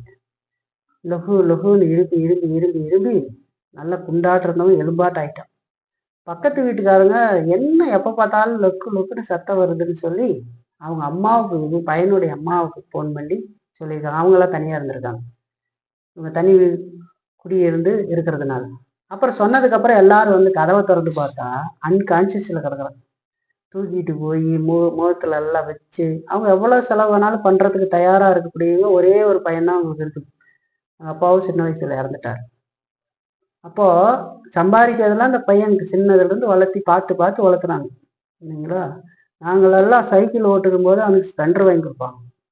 நான் சொல்றதுல 15 வருஷம் அவன் சின்ன பையனா இருக்கும்போது அந்த அளவுக்கு செல்லமா பார்த்துக்கிட்ட ஒரு பையன் எவ்வளவு காசு செலவு பண்றதா இருந்தாலும் பரவாயில்லன்னு கொண்டு போய் வச்சுட்டாங்க. ஆனா என்னாச்சு, கடைசி தருணத்துல கொண்டு போய் இதாகி அவ காப்பாற்ற முடியாம இறந்து போயிட்டு. இப்ப பாருங்க, அந்த நோயினுடைய தாக்கத்தை குறிச்ச புரிதல் இல்லை. பயம் இல்லை, என்னமா சொல்லிடுவாங்க, நம்மளை பிரிச்சிருவாங்க. அப்புறம் அப்பையெல்லாம் என்ன பண்ணாங்க, எல்லாம் முத்திரை போட்டு வச்சிருவாங்க, ஒரு தனி ரூம்ல வச்சிருவாங்க. கொரோனா வந்துருச்சுன்னா ஒரு இந்த மாதிரி ஆயிரலையே ஊருக்குள்ளேயே எல்லாம் பயப்பட ஆரம்பிச்சிட்டாங்க. இப்படி எல்லாம் பண்ணி விட்டாங்க இல்லைங்களா. இவங்க கொரோனா வந்த 2 பேஷண்ட்டுன்னு சீல் வச்சுட்டாங்க. சிலருக்கெல்லாம் வீட்டு முன்னாடி ஒரு இதை கட்டி இப்படி எல்லாம் சொன்னதுனால அந்த மாதிரி இருந்து அந்த பையன் செத்துறப்ப. ஏன் சொல்றேன் அப்படின்னு சொன்னா, கொரோனாங்கிறது காய்ச்சல் தலைவலி மாதிரி இல்லை, அது ஒரு பெரிய பயத்தை உருவாக்கிடுச்சு இல்லைங்களா. அது வந்து உயிரையே கொல்லும் அப்படிங்கிறது நமக்கு தெரியும் இல்லைங்களா. அப்போ பாவத்தை வெறும் நம்ம சாதாரணமான காய்ச்சல் தலைவலி மாதிரி பார்க்கறது இல்லை. ஒரு டோலோ 650 டோலோ 650 போட்டா அது சரியாகிற மாதிரி இல்லை அது இல்லைங்களா. நான் சொல்றது கொரோனா மாதிரி இல்லை, கொரோனா மாதிரி அது கணக்கே கொரோனா மாதிரி 100 கொரோனா வச்சுக்கோங்க, 1000 கொரோனா மாதிரி கொடியது பாவம் என்று சொல்லி பார்க்கணும் இல்லைங்களா. இப்ப எந்த அளவுக்கு உயர்ந்த மனிதராக இருந்தாலும், எவ்வளவு பெரிய பதவியில ஒரு மனிதன் இருந்தாலும் சரி, எந்த தேசத்துல வாழ்ற மனிதனா இருந்தாலும் சரி, பெரிய பணக்கார நாடெல்லாம் இருக்குது, நல்ல வசதி வாய்ப்போடு வாழ்ற நாடெல்லாம் இருக்கு, எந்த தேசத்துல இருக்கிற மனுஷனா இருந்தாலும் சரி, என்ன மொழி பேசுறவனா இருந்தாலும் சரி, கன்னடம் பேசினாலும் தெலுங்கு பேசினாலும் இங்கிலீஷ் பேசினாலும் எது பேசினாலும் சரி, எல்லாருமே பாவத்தினால் பாதிக்கப்பட்டவர்களாக இருக்கிறார்கள் என்று சொல்லி பார்க்கறீங்களா. இந்த உலகத்துல பிறந்த ஒருத்தரை தவிர மித்த எல்லாத்தையும் இந்த பாவம் ஆளுகை செய்திருக்கிறது. அந்த ஒருத்தர் யாரு, இயேசு கிறிஸ்து. இயேசு கிறிஸ்து இந்த உலகத்துக்கு வருகிற பொழுது, மானுடத்தை ஏற்று மனிதனுடைய பாவத்திற்கான காரியத்தை நிறைவேற்றுவதற்கு வருகிற பொழுது அவர் ஸ்திரீயின் வித்தாக வந்து பிறந்தார். அதனாலதான் நம்ம பார்க்கிறோம், இயற்கையாக ஒரு ஆணுக்கும் பெண்ணுக்கும் பிறக்கிற விதத்துல இயேசு பிறக்காமல் ஒரு கன்னி மரியின் இடத்துல வந்து பிறந்தார் இல்லைங்களா. கன்னி மரிய கடவுளாக்குறது எல்லாம் முயற்சி பண்றாங்க. அவங்க ஒரு சாதாரண மனுஷங்க தான் இல்லைங்களா. இயேசுதான் கடவுள். அப்படி அவர் வந்து அவங்க வயிற்றுல பிறந்து இல்லைங்களா, கருவுற்று பிறக்கிறார். பாவம் இல்லாதவராக இந்த உலகத்துல பிறக்கிறத நம்ம பார்க்கறோம் இல்லைங்களா. இப்ப பாருங்க, பாவம் அப்படிங்கிறது இந்த மூல பாவத்தை பத்தி நமக்கு தெரிஞ்சிருக்கு. இந்த மூல பாவம் நம்ம நினைச்சிடக்கூடாது. இப்ப நீங்க நான் ஆரம்பத்துல சொன்னேன் இல்லைங்களா, நீ பாவத்துல இருக்க இயேசுகிட்ட வா அப்படின்னு சொல்லும்போது எதை பார்த்து ஜனங்களை பாவி அப்படின்னு நினைச்சு அப்படி கூப்பிடுறோம் அப்படின்னு நினைச்சா, அத சதா குடிச்சுக்கிட்டு இருக்கிறவனை பார்த்து இவன் குடிகாரன் அதனால இவன் பாவி அப்படின்னு மேல இருக்கிறதை பார்த்து அவனை பாவியா நினைச்சு கூப்பிடுறாங்க இல்லைங்களா. அப்படி இல்லை. இந்த உலகத்துல இருக்கிற சின்னதா பிறந்திருக்கிற குழந்தை கூட, காலை ஆராதனையில சொன்னாங்க, பிறந்திருக்கிற குழந்தை கூட அதெல்லாம் கை கால் ஆட்டிக்கிட்டு நல்லா அழகா இருக்கிற மாதிரி இருக்கும். அது நம்ம என்னெல்லாம் சொல்லி கொஞ்சுவோம், தங்கம் வைரம் இப்படியெல்லாம் சொல்லி கொஞ்சுவோம்ல. அது ஒரு குட்டி பாவி, தெரியுங்களா உங்களுக்கு. அது ஒரு குட்டி பாவி தான் அது. அதை நீங்க பார்க்குற பொழுது பார்த்தோன்னா நம்ம இறையியல் சக்தியெல்லாம் தெரிஞ்சு பார்த்தீங்கன்னா அதுக்குள்ள அந்த வித்தோட தான் வந்து பிறந்திருக்குது. அது இப்போ அந்த வித்து வளரும். அந்த புல்லை வளரும்போது வளரும்.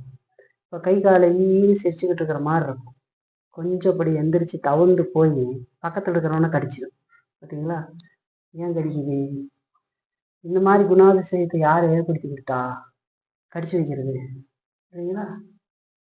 விரல்ல கையில் அப்படின்னு வச்சா நறுக்குன்னு பிடிச்சி கடிச்சிங்களா, அப்புறம் குத்தி வைக்கும். அப்புறம் யாருக்கும் எதையும் கொடுக்காது. ஒரு வயசு ஆயிடுச்சுன்னா பாருங்க, 1.5 வயசு 2 வயசு ஆயிடுச்சுன்னா சாப்பாடு கொஞ்சம் கொடுன்னு கேட்டால் அதெல்லாம் கொடுக்காத போச்சு. இது யார் கற்றுக் கொடுத்தா? இது எங்கிருந்து வந்தது? கேள்வி கேட்டுக்கிட்டீங்க. எந்த அப்பா அம்மாவாவது அப்படி சொன்னாங்களா? இல்லைங்களா. சிலர் சொல்லுவாங்க, ஆனால் ஆரம்பத்தில் யார் சொல்லி கொடுக்குறாங்களாம். நீங்கள் அமைதியாக உட்காருங்கன்னு சொன்னால் ஏன் உட்கார மாட்டாங்க? உட்கார மாட்டாங்க. ஏன்னு கேட்டால் அது ஒரு குட்டி பாவம். அது மனம் திரும்புகிற வரைக்கும், அவருடைய பாவத்திலிருந்து அது விடுபடும் வரைக்கும் அந்த மாதிரி நடந்துறாரு. பாவத்திலிருந்து விடுபட்டதுக்கு அப்புறம் கூட தொடர்ந்தும் பாவம் நம்மள இருக்குது இல்லைங்களா. அது சில சேட்டை செய்யும். இப்போ பாருங்க, நல்லா தெரிஞ்சுக்கணும், மூலப்பாவத்தை பற்றி அறிஞ்சிருக்கணும். மனதில் ஒன்று வச்சுக்கோங்க, பாவம் செய்கிறதுனால ஒரு மனுஷன் பாவி ஆகிறது இல்லை, பாவியாக பிறந்ததினால் அவன் பாவம் செய்கிறான். உங்களுக்கு தெரியுதுங்களா. வெளியிலிருந்து ஏதோ ஒன்று என்னை தாக்கினதுனால் நான் பாவி ஆகும். இந்த உலகம் அப்படித்தான் சொல்லும். கெட்ட பையனோட சேர்ந்து கெட்டு போயிட்டாங்க, பையனை எப்படி எப்படியோ வளர்த்தேன் அப்படின்னு சொல்லுவான். இல்லை, வெளியிலிருந்து பாவம் வரதா இருந்தாலும் பாவம் அவனுக்குள்ளேயே இருக்குது. அந்த பாவம் இருதயத்திலிருந்து தான் செய்யும் இல்லைங்களா. அங்கிருந்து தானே போகுது. பாவம் செய்யறதுக்கு முன்னாடி என்ன பண்றாங்க? இப்ப உதாரணத்துக்கு ஒரு தப்பான இடத்துக்கு போறதுக்கு முன்னாடி எங்க சிந்திக்கிறாங்க? மனதுல சிந்திக்கிறாங்கல்ல போகணும்ன்ட்டு. இப்ப ஒருத்தனை தாக்குறதுக்கு முயற்சி செய்யறாங்க, அதுக்கு முன்னாடி என்ன நடக்குது? கோபம் உள்ள எரியும் பத்திக்கிட்டு அப்படின்னு நிற்கான். அதுக்குள்ள அவன் போயிட்டானா தப்பிச்சுக்குவான். இல்ல அப்படின்னா ஒரு குத்த வச்சாலும் வச்சிருவான். பாத்தீங்களா. அப்ப முதல்ல என்ன சிந்திக்குது? மைண்டு தானே சிந்திக்குது. அப்போ அங்க உள்ள சிந்தனை உண்டாகுது இல்லைங்களா. ஒருத்தருக்கு ஏதாவது ஒரு கெடுதலை செய்வதற்கு முன்னாடி இருதயம் தான் சிந்திக்கும். பாவ இருதயம் உள்ள இருக்கிறது தான் சிந்திக்கும், உள்ள இருக்கிறதா யோசிக்கும். நம்ம எல்லாம் செஞ்சோம், அதை செஞ்சோம், இதை செஞ்சோம், இப்படி ஆயிட்டான் அப்படி ஆயிட்டான்னு சிந்திச்சு சிந்திச்சு சிந்திச்சு சிந்திச்சு கடைசியா அவனை எப்படியாவது இல்லாமல் ஆக்கி விட்டுறணும் அப்படின்ட்டு அதை உச்சம். அந்த பாவம் மரணத்தை பிறப்பிக்கும்னு சொல்லுது யாக்கோபுல இல்லைங்களா. சின்னதா அது வந்து என்ன பண்ணுமா, மரணத்தை பிறப்பிக்கும். அப்படியே கொஞ்சம் கொஞ்சமா வெம்பி வெம்பி வெம்பி வெம்பி. ஏன் பாருங்க, நீங்க ஒரே குடும்பத்துல பிறந்த சகோதர சகோதரிகள் இல்லைங்களா, அண்ணன் தம்பி காரெல்லாம் இருக்காங்க இல்லையா, நாங்கெல்லாம் ஒன்னாதான் பிறந்தேன், அப்படியே தலையை பிடிச்சிக்கிட்டு அடிச்சுக்கிட்டு கிடக்குறாங்க இல்லைங்களா. அப்பா அம்மாவா தான் இருப்பாங்க பாருங்க, சொந்த அப்பாவுக்கு விரோதமாக பேசுவாங்க. இந்த அப்பா தான் என்னை பெத்தாரு, இந்த அப்பா தான் எனக்கு சாப்பாடு கொடுத்தாரு, இந்த அப்பா தான் என்னை எடுத்து வச்சு கொஞ்சினாரு, இந்த அப்பா தான் என் கையை பிடிச்சிட்டு நடத்திட்டு போனாரு. பெருசாகி ஒழுக்கம் இல்லாமல் இருந்தா என்ன பண்ண, அப்பா ஒரே குத்து மூக்கு மேலே குத்திடுறாங்களா இல்லையா. அது எவ்வளோ பெரிய காரியம் பாருங்க. அந்த அப்பாவுக்கு எப்படி இருக்கும் பாருங்க. சின்னதுல இருந்து இதுக்கு யாரு சொல்லி கொடுத்தா? நீ பெருசாயி மவனே என்னை ஒரே குத்து மூக்கு மேல குத்திரு, அதுக்குதான் நான் உன்னை வளர்த்துறேன்னு சொல்லியா வளர்த்துனாங்க? பார்த்தீங்களா? எதுக்கு வளர்த்துனாங்க?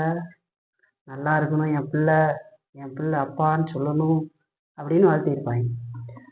ஆனா வளர்த்த வேண்டிய விதத்துல வளர்த்தாததுனால, அவனை குட்டி பாவியா பார்க்காததுனால, தங்கமே வைரமே மோதிரமேன்னு பார்த்ததுனால மோதிர கையிலையும் ஒரே குத்து குத்துறான். சரிங்களா? பிள்ளைய நடத்த வேண்டிய விதத்துல நடத்து, அப்போ அவன் முதிர் வயது வரையும் அதை விடாதிருப்பான்னு சொல்லு. வேற அதான் சொல்லு. பிள்ளையை வளர்த்த வேண்டிய விதத்துல வளர்த்து, அப்பொழுது அவன் முதிர் வயது வரையும் அதை விடாதிருப்பான். தாய் தகப்பனை கனம் பண்ணுங்கள் அப்படின்னு சொல்லுது. இதெல்லாம் சின்ன வயசுல இருந்து வேத சத்தியத்தில் நடத்தியிருந்தா, கர்த்தருக்கு பயப்படுற பயத்துல நடத்தியிருந்தா, அவன் ஏற்ற காலத்துல ரசிக்கப்பட்டு அப்பா அம்மாவை மதிக்கணும் அப்படின்றதுலாம் இருக்கும். இப்ப நல்லா தெரிஞ்சுக்குங்க, பாவம் செய்கிறதுனால நம்ம பாவி ஆகல, பாவியாக பிறந்ததுனால நாம் பாவம் செய்யறோம் இல்லைங்களா? அதனால உலகத்தில் இருக்கிற எல்லாரும் வித்தியாசமான பாவங்களை செய்யறவங்களா இருக்கலாம். ஒருத்தன் மகா குடிகாரனா இருக்கான், ஒருத்தன் குடியே இல்லாமல் இருப்பான், நல்லா சுத்தமா இருப்பான், வெள்ளை சட்டை போட்டுக்கிட்டு வருவான். இப்ப காந்தி இருந்தார் இல்லையா? காந்திக்கு என்ன பேர் கொடுக்குறாங்க? மகாத்மா, பெரிய ஆத்மான்னு சொல்லி. மகாத்மாலாம் இல்லை, அவர் நன்மையான சில காரியங்களை செஞ்சாலும் அவரும் பாவி இல்லைங்களா? அவர் பாவி தான். அன்னை தெரசாவை பார்ப்போம். அன்னை தெரசாவை சில பேர் கிறிஸ்துவங்க நினச்சிக்கிறாங்க. இல்லை, அவங்க சொல்ற சில விஷயங்கள்லாம் கேட்டு, அவங்க ஏழைகளுக்கு உதவி செய்தெல்லாம் கேட்டு, என்னமா கடைசி வரைக்கும் இயேசு விசுவாசி இல்லை இல்லைங்களா? மரியாதை நம்பி கொண்டிருந்தான் இல்லைங்களா? மரியாள் நம்முடைய ரட்சிப்புக்காக வரவில்லை, மறிக்கவில்லை இல்லைங்களா? அப்போ அவங்க இந்த குடிகாரனை பார்க்குறீங்க இல்லையா? அவங்களையும் இவங்க எல்லாம் ஒன்றா வச்சுக்கின்னு ஒன்றுதான். அவங்க கேட்கறது கொஞ்சம் கசப்பானா வேதம் தான் சொல்லி. ஏன்னா நம்மள இருக்கிற பாவம் தான் நம்மளை அப்படி செய்ய வைக்கிறதுன்னு சொல்லி பார்க்கணும் இல்லைங்களா? அவங்க அப்பளுக்கு இல்லாமல் இருந்தாங்கன்னு நம்ம சொல்லவே முடியாது. இருதயம் மோசமானதை சிந்தித்து மோசமானதை தான் செய்யும். பல நன்மைகள் செய்கிற பொழுது அவங்க இருதயத்துல கொஞ்சமாவது என்னை யாராவது மதிக்கணும்னு நினைப்பாங்க. நம்ம பேரு நாட்ட முடியாதா? நம்ம இதை செய்யறோமே, யாராவது ஒரு பொன்னாட பின்னாடி போத்தி இல்ல ஒரு அறிவிப்பாவது கொடுக்க மாட்டாங்களா? இல்ல நம்ம பேரை சொல்லிட மாட்டாங்களான்னு ஒரு எண்ணம் இருக்கும். ஆனா வெளியே எப்படி சொல்லுவாங்க? இல்லைங்க, நான் ரொம்ப தாழ்மையா இருக்கிறேன்னு சொல்லுவாங்க. இருதயம் அப்படித்தான் சிந்திக்கும். எத்தனை பேர் சிந்திக்கிறேன்? வால் போஸ்ட் அடிக்க ஏன் ஒட்டி வச்சிருக்க? யாராவது மதிப்பாங்கன்னு தான். ஒரு 5 லட்சத்துக்கு செலவு பண்ணி ஒரு ரோட்டை போட்டுட்டு 25 கோடின்னு கணக்கு எழுதி அவன் தோட்டாவை போட்டு வச்சுக்கிறது இல்லையா? எதுக்கு வைக்கிறாங்க? நம்ம செஞ்ச சேவைகள் மக்களுக்கு தெரியும். அது கேவலமானதுன்னு எல்லாருக்கும் தெரிஞ்சா கூட அதை ஏன் அப்படி செய்யறாங்க? புகழ் இல்லைங்களா? அப்ப நல்லா தெரிஞ்சுங்க, பாவம் அப்படிங்கிறது கொடிய நோய் அப்படின்றது தெரிஞ்சுக்கணும் இல்லைங்களா? அது நம்மள இருக்குது, அது நம்மள இருந்து கனியை வெளியேற்று. இந்த கனிகள் தான் வித்தியாசமா இருக்குதே தவிர பாவம் அவன்ல இருக்குது. பாவம், மூலப்பாவம் வேறு. அதை ஒரு மனுஷனாலையும் தவிர்த்து கொள்ளவே முடியாது இல்லைங்களா? ரட்சிக்கப்படுகிற வரையிலும் அந்த பாவம் ஒரு மனிதனை முழுவதுமாக ஆளுகை செய்யும். ரட்சிக்கப்பட்டதுக்கு பின்னாடி கூட, இயேசு கிறிஸ்து விசுவாசி ரட்சிக்கப்பட்டதுக்கு முன்னாடி அதனுடைய ஆளுகையிலிருந்து நாம் விடுபடுவோமே தவிர பாவமே நம்மள இல்லைன்னு சொல்ல முடியாது. அந்த பாவம் தொடர்ந்து இருந்து நம்ம என்ன செய்யணும்னா அழிக்கிறதுக்கு பார்த்துக்கிட்டே இருக்கும். ஆனா ரட்சிக்கப்பட்டதுக்கு பின்பதாக நம்மில் பரிசுத்த ஆவியானவர் இருந்து பாவத்துக்கு எதிராக வாழும்படியான வாழ்க்கையை நம்மளை கொடுத்திருக்காரு. ஆத்மாவை உயிர்ப்பித்திருக்கிறார். ஆகவே நாம் இப்பொழுது பாவத்தோடு போர் செய்து அதை அழித்தொழித்து வாழ முடியும். அதனாலதான் கலாத்தியர் சொல்றது, ஆவி மாமிசத்துக்கு விரோதமாகவும் மாமிசம் ஆவிக்கு விரோதமாய் போர் செய்கிறது. அப்ப அந்த போராட்டம் இருக்குன்னு சொல்லுது. அப்ப அந்த ஜென்ம பாவம் அப்படிங்கிறத குறித்து நம்ம தெரிஞ்சிருக்க வேண்டியது அவசியம் சரிங்களா? 2வது, கடவுளுடைய சித்தத்தோடும் கட்டளையோடும் ஒத்து போகாத அனைத்தும் பாவம் என்று சொல்லி பார்க்கணும். கடவுள் 10 கட்டளைகளை நமக்கு கொடுத்திருக்கிறார் இல்லைங்களா? 10 கட்டளைகளை யாரும் நினைச்சு கூட பார்க்கறது, சின்ன பிள்ளைகளுக்கெல்லாம் கற்றுக்கு 10 கட்டளை தேவனுடைய நீதியை நமக்கு சொல்லுகிறது. என்னை அன்றி உனக்கு வேறே தேவர்கள் உண்டாயிருக்க வேண்டாம், எனக்கு ஒத்த ஒரு காரியத்தை நீ ஒரு சிலையை நமஸ்கரிக்க வேண்டாம், கர்த்தருடைய நாமத்தை வீணில வழங்காத, பரிசுத்தமாக ஓய்வு நாளை ஆசரிக்க நினைப்பாயாக, உன் தகப்பனையும் தாயை கனம் பண்ணுவாயாக, இல்லைங்களா? கொலை செய்யாதிருப்பாயாக, உபச்சாரம் செய்யாதிருப்பாயாக, அப்படி சொல்லிக்கிட்டே வராருப்பாரு. இச்சியாதிருப்பாயாக, பொய் சாட்சி சொல்லாதிருப்பாயாக. எல்லாம் எங்க காட்டுது? ஆண்டவருடைய நீதியை காட்டு. இப்ப பாவத்தை குறித்து நம்ம இன்னும் விளக்கமா சொல்லணும் அப்படின்னு சொன்னா, கடவுளுடைய சித்தத்தோடும் கட்டளையோடும் ஒத்து போகாத செயலும் பேச்சும் சிந்தனைகளும் பாவம் என்று சொல்லி பார்க்கணும். பாருங்க, பொய் சொன்னா அது கடவுளுடைய சித்தத்துக்கு எதிரானது. ஆனா பொய் இன்னைக்கு ஜனங்கள் தண்ணீரை போல பருகிட்டு இருக்காங்க. பொய் சொல்லினா வாழ முடியுமாங்க? ஒரு வியாபாரம் கூட பண்ண முடியாது இல்லைங்களா? 2 பொய் சொன்னாதானே ஆகும் இல்லைங்களா? 4 பேருக்கு போய் சொல்லி கல்யாணம் பண்ணணும்னு சொன்னதை கூட எப்படி ஆகிட்டாங்க? அது கூட பொய்யாக்கிட்டாங்க இல்லைங்களா? எப்படியாவது பொய் சொல்லியாவது கல்யாணம் பண்ணணும்னு சொல்லியிருக்காங்கன்னா அவனுக்கு ஏற்ற மாதிரி மாற்றிக்கிட்டாங்க. முன்னோர்கள்லாம் கல்யாணம் ஒரு முறை நடக்குது, அதனால 100 பேர்த்துக்கிட்ட போயாவது சொல்லி எல்லாத்துக்கும் சொல்லி அந்த கல்யாணத்தை பண்ணணும்னு சொல்லியிருந்தாங்க. அது ஒரு தடவை தானே வாழ்க்கையில் நடக்குது. அதனால அந்த மொழி என்னன்னா என்ன சொன்னாங்கன்னா முன்னோர்கள் 100 பேர்த்துக்கிட்ட போயாவது சொல்லி அவங்களையெல்லாம் அழைச்சி கல்யாணம் பண்ணு அப்படின்னு சொன்னாங்க. 100 போய் சொல்லியாவது கல்யாணம் பண்ணுன்னு அதை மாட்டிக்கிட்டேன். பார்த்தீங்களா? இப்படி அவனுக்கு ஏற்ற மாதிரி அதை மாற்றிக்கிட்டு பொய்ய சொல்லி கல்யாணம் பண்றது இந்த வேலையில செய்யும். பாருங்க, இதெல்லாம் கடவுளுடைய செயலுக்கு எதிரானது, சித்தத்துக்கு எதிரான. அப்ப நம்ம செய்யற ஆக்ஷன், செயல், பேச்சு, சிந்தனை எல்லாம் பாவம் என்று சொல்லி சொல்லுகிறது.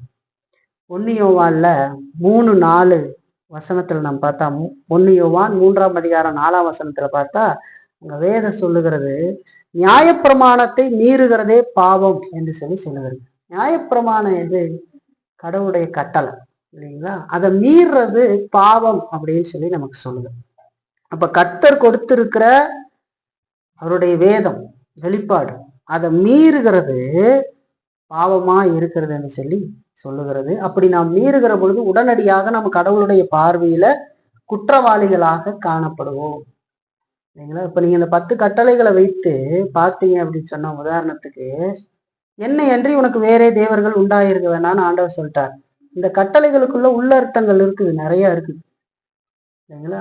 என்னை அன்றி உனக்கு தேவர்கள் வேண்டானா நான் இயேசுவை தானே பின்பற்றுகிறேன் அப்படின்னு நினைச்சீங்களா? அது மட்டும்தான் அதுல இருக்குதுன்னு நினைச்சிடாரு. நீங்க ஆண்டவரை தவிர உங்க அப்பா அம்மாவை மேலாக வைத்தீங்கன்னா அவங்க விக்கிரகமாக மாறி விடுவார்கள். உங்களுடைய இடத்தை, பொருளை ஆண்டவரை காட்டிலும் ஒருபடி மேல வச்சீங்கன்னா அது விக்கிரகமாக மாறிவிடும். என்னையன்றி உனக்கு வேற தேவர்கள் உண்டாயிருக்க வேண்டாம், அதுக்குள்ள அதெல்லாம் இருக்கு இல்லைங்களா?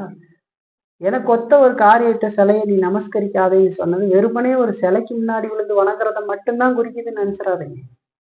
நீங்க ஏதேனும் ஒரு காரியத்தின் மேல் இச்சை கொண்டு அதை கடவுளுக்கு மேலாக நினைச்சு அதையே சிந்திச்சு அப்படி வாழ்ந்தீங்க அப்படின்னா அது விக்கிரகமாக மாறிவிடும் இல்லைங்களா? பாரு, ஒவ்வொரு கட்டளைகளுக்கும் பல அர்த்தங்கள் அதுக்குள்ள அடங்கி இருக்கு இல்லைங்களா? அப்ப அப்படிலாம் நீங்க பார்த்தா குற்றவாளியாக உங்களை கடவுளுக்கு முன்னாடி அது காட்டும். அப்போ ஒரு மனுஷன் வெளிப்படையாக பொல்லாதவனை போல நடந்து கொள்ளாவிட்டாலும் அவன் இருதயத்திலும் சிந்தையிலும் அவன் கடவுளுடைய கட்டளையை மீறி நடப்பான்னு சொல்லி பார்க்கிற. வெளிப்பிரகாரமாக ஒரு மனிதன் அப்படி நடக்காவிட்டாலும் இருதயத்துல அவன் அப்படி சிந்தனையில நடப்பான் என்று சொல்லி பார்க்கிற. இயேசு கிறிஸ்து அதை குறிச்சு மலை பிரசங்கத்துல அழகா சொல்றாரு பாருங்க. 5ஆம் அதிகாரம் மத்தேயுல 21, 22 வசனம் வாசிக்கிறப்பாரு. 5ஆம் அதிகாரத்துல 21, 22ல அந்த 10 கட்டளைகளுடைய கட்டளையை அங்க காட்டி, ஒரு கட்டளையை காட்டி ஆண்டவர் அதனுடைய உண்மையான அர்த்தத்தை சொல்றார். கொலை செய்யாதிருப்பாயாக என்பதும் கொலை செய்கிறவன் நியாயத்தீர்ப்புக்கு ஏதுவாய் இருப்பான் என்பதும் பூர்வத்தாருக்கு உரைக்கப்பட்டது என்று கேள்விப்பட்டிருக்கிறீர்கள். நான் உங்களுக்கு சொல்லுகிறேன், தன் சகோதரனை நியாயமில்லாமல் கோபித்துக் கொள்ளுபவன் நியாயத்தீர்ப்புக்கு ஏதுவாய் இருப்பான். தன் சகோதரனை வீணன் என்று சொல்லுகிறவன் ஆலோசனை சங்க தீர்ப்புக்கு ஏதுவாயிருப்பான். மூடனே என்று சொல்லுகிறவன் எரிநரகத்துக்கு ஏதுவாய் இருப்பான் என்று சொல்லி சொல்றான். பரிசேயர்கள், சதுசேயர்கள் இந்த கட்டளைகளை அறகுறையாக விளக்கி சொல்லியிருந்தாங்க. ஆண்டவர் அதனுடைய உண்மையான அர்த்தத்தை சொல்றாரு. கொலை செய்யாதிருப்பாயான்றது வெளியில கத்தியில குத்துறது மட்டும் இல்லப்பா. அதுல இருக்கிற காரியம் என்னன்னா, உன் சகோதரனை பாருங்க, தன் சகோதரனை நியாயம் இல்லாம கோபிச்சுக்கிட்டா அவன் நியாயத்திற்கு அது பாவம்னு சொல்லாது, ஒரு கொலை பண்ணுவதற்கு சமானம்னு சொல்லு. அடுத்தவங்க பேரை கெடுக்கிறதுக்கு நாம ஏதாவது வேலை செஞ்சோம்னா 4 பேர்த்துக்கிட்ட போய் சொல்லி, அவரை பத்தி உங்களுக்கு தெரியுங்களா, அவர் அந்த மாதிரிலாம் கிடையாது, ஒரு மோசமானவர் அப்படிலாம் நம்ம பேசணும்னு சொன்னா, நமக்கு தெரியாத காரியங்களை சொல்லி பேசினா அது அந்த மனிதனை கொலை செய்வதற்கு சமானம் என்று சொல்லி வேதம் சொல்லுகிறது. நம்ம என்ன செய்துக்கிட்டு இருக்கோம், ஒருத்தவங்க பத்தி தப்பா சொல்லும் போது நம்ம என்ன சொல்ல வரோம், அவங்களுக்கு அந்த மனிதன் மேல் இருக்கிற நல்ல மதிப்பை கெடுப்பதற்காக நாம் வேலை செய்துக்கிட்டு இருக்கோம் இல்லைங்களா. உங்களை யாரையாவது ஒருத்தரை பார்த்து அந்த அம்மா அவங்க சரி இல்லைங்க, அவங்க ஒழுக்கம் இல்லாத வாழ்க்கை வாழ்ந்துருக்கேன்னு சொல்லிட்டு பெண் ஆயிடுங்க, ஒருத்தர்கிட்ட சொல்லிட்டா அவங்களும் என்ன பார்ப்பாங்க, இவங்களை பார்க்கும்போது அந்த விதமான காரியத்துல தான் பார்ப்பாங்க. அவரை சொன்னார்ல, ஆமா கரெக்ட். அப்ப நான் என்ன செய்துட்டேன்னா கொலை செய்கிறேன், அவனை கெடுக்கிறதுக்கான எல்லா வேலையும் செய்துட்டேன் இல்லைங்களா. அது கொலைன்னு சொல்லுது இல்லைங்களா, வார்த்தையினால. அதனாலதான் யாக்கோப்பு 3ஆம் அதிகாரம் சொல்லும்போது நாக்க குறிச்சு ஜாக்கிரதையாயிரு, அது அநீதி நிறைந்த உலகம்னு சொல்லு.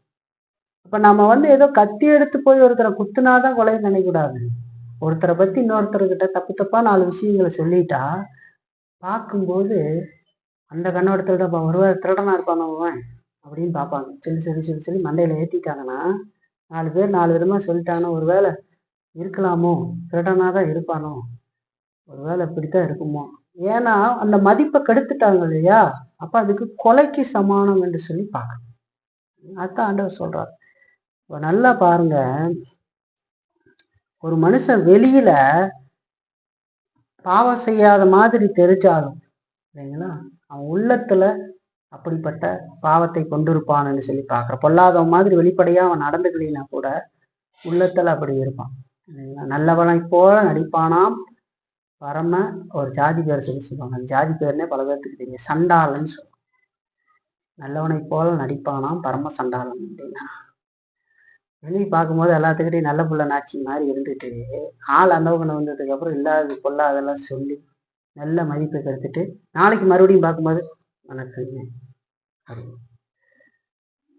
தெரியும் இருந்தாலும் வேலை பார்த்துருக்க மறுபடியும் வணக்கம் சொல்றாங்க. நேரடியா பார்த்து அப்படி செய்வாங்க, பேசுறதுக்கு பேச மாட்டாங்க. ஆள் அந்தவகனை வந்தோடனே சொல்லுவாங்க, அதுக்கு எந்த எவிடன்ஸும் இருக்காது, எந்த எவிடன்ஸும் இருக்காது. போற போக்குல கேட்டது அதெல்லாம் சொல்லி நன்மதிப்பை கெடுத்துருவாங்க. அது பாவம்னு சொல்லி வேதம் நமக்கு சொல்லுவது பாரு. அப்ப செய்த பாவங்களை மட்டுமல்ல, செய்ய வேண்டியதை செய்யாமல் போவதனால் உண்டாகிற பாவத்தை குறித்து வேதம் நமக்கு சொல்லுகிறது. நீங்க ஒரு பாவத்தை போய் செஞ்சாதான் அது பாவம் இல்ல, நல்ல காரியத்தை ஆண்டவர் சொன்னதை செய்யாம இருந்தாலும் அது பாவம்னு சொல்லுது. இல்லைங்க நான் அமைதியா உட்காந்துக்கிறேன், யாருக்கும் நான் ஒன்றும் செய்ய மாட்டேன், நான் யாருக்கும் தீங்கு நினைக்க மாட்டேன் இல்ல அப்படின்னு சொல்லிட்டு நான் அமைதியா இருந்துக்கிறேன் அப்படின்லாம் தப்பிக்க முடியாதான். வேதம் சொல்லுது செய்ய வேண்டியதை செய்யாமல் போனாலும் பாவம் என்று சொல்லி வேதம் சொல்லுது. நம்முடைய காரியத்தை நாம் ஒழுக்கமா நடக்க வேண்டிய விதத்தை நாம் நடக்கவில்லை என்று சொன்னாலும் அது பாவம். நான் ஆரம்பத்தில் சொன்னேன் இல்லைங்களா, கணவன் மனைவி உறவு அது ஓயாம இருக்குது, பிரச்சனை எங்க வீட்டுல நிறைய இருக்குதுங்க. அதனால என்ன பண்ணிட்டேன்னா, எதுக்கு ஆண்டவரே எல்லாம் பார்த்துக்குவாருன்னா நான் ஓரமா போய் உக்காந்துக்கிட்டேன் அப்படின்னு சொல்ல தப்ப முடியாது. பிரச்சனையை சரி செய்யுன்னு சொல்லுது. இப்ப நம்ம வாய்ச்ச பகுதியில சகோதரனுக்கு இடையில இது இருந்தா நீ அவனோடு போட நல்மனம் பொருந்து அப்படின்னு ஆராதனை கடவுள் அங்கீகரிக்க மாட்டாருன்னு சொல்றாரு. உன்னுடைய ஆராதனையை அவர் அங்கீகரிக்க மாட்டார் அப்படின்னு. நல்மனம் பொருந்தாமல் வெளிய கசப்பு வெறுப்பு அத்தனை அக்கிரமத்தையும் வச்சுக்கிட்டு நாம அழகானவர் அருமையானவர் இனிமையானவர்னு பாட்டு பாடிக்கிட்டு இருந்தா நாம் அருவருப்பானவர் அசிங்கமானவன் அப்படி அயோக்கியமானவன்னு அதுக்கெல்லாம் கீழே நம்ம பேரை போட்டுக்கணும். ஏன்னு கேட்டீங்கன்னா இதெல்லாம் பாவம்னு வேதம் சொல்லுகிறது. செய்ய வேண்டியதை செய்ய. இப்ப இதெல்லாம் சொன்னா ஒரு பயல இருக்க மாட்டாங்க. நான் சொன்ன ஆட்கள் அந்த மாதிரி போனாங்க இல்லைங்களா, அங்க போறவங்க எல்லாம் இருக்க மாட்டாங்க. இருப்பாங்களா, என்னங்க கணவருக்கு கீழ்படி சொல்றீங்க, மனைவி போய் நேசிக்க சொல்றீங்க, அதெல்லாம் செருப்பு மாதிரிங்க, அதெல்லாம் அடிமை மாதிரி அடக்கி வைக்கணும், அது போய் நேசிக்க சொல்றீங்க, மதிக்க சொல்றீங்க, அவங்களுக்கு பிடிச்சதெல்லாம் செஞ்சு கொடுன்னு சொல்றீங்க, அதெல்லாம் நம்மளால செய்ய முடியாது. நான் சொன்னா நான் ஆம்பளை கர்வம், நான் சொன்னா பொண்டாட்டி கேட்கும், இப்படி எல்லாம் சொன்னா அவன் கிறிஸ்தவனாவே இருக்க மாட்டான். வேதம் அதை சொல்லல. கிறிஸ்து சபையை அன்பு கூர்ந்து நேசிக்கிறது போல ஒருவன் மனைவி நேசின்னு சொல்றது, நேசிக்க மாட்டான். அப்போ அவன் ஆராதனை கடவுள் அங்கீகரிக்க மாட்டான்.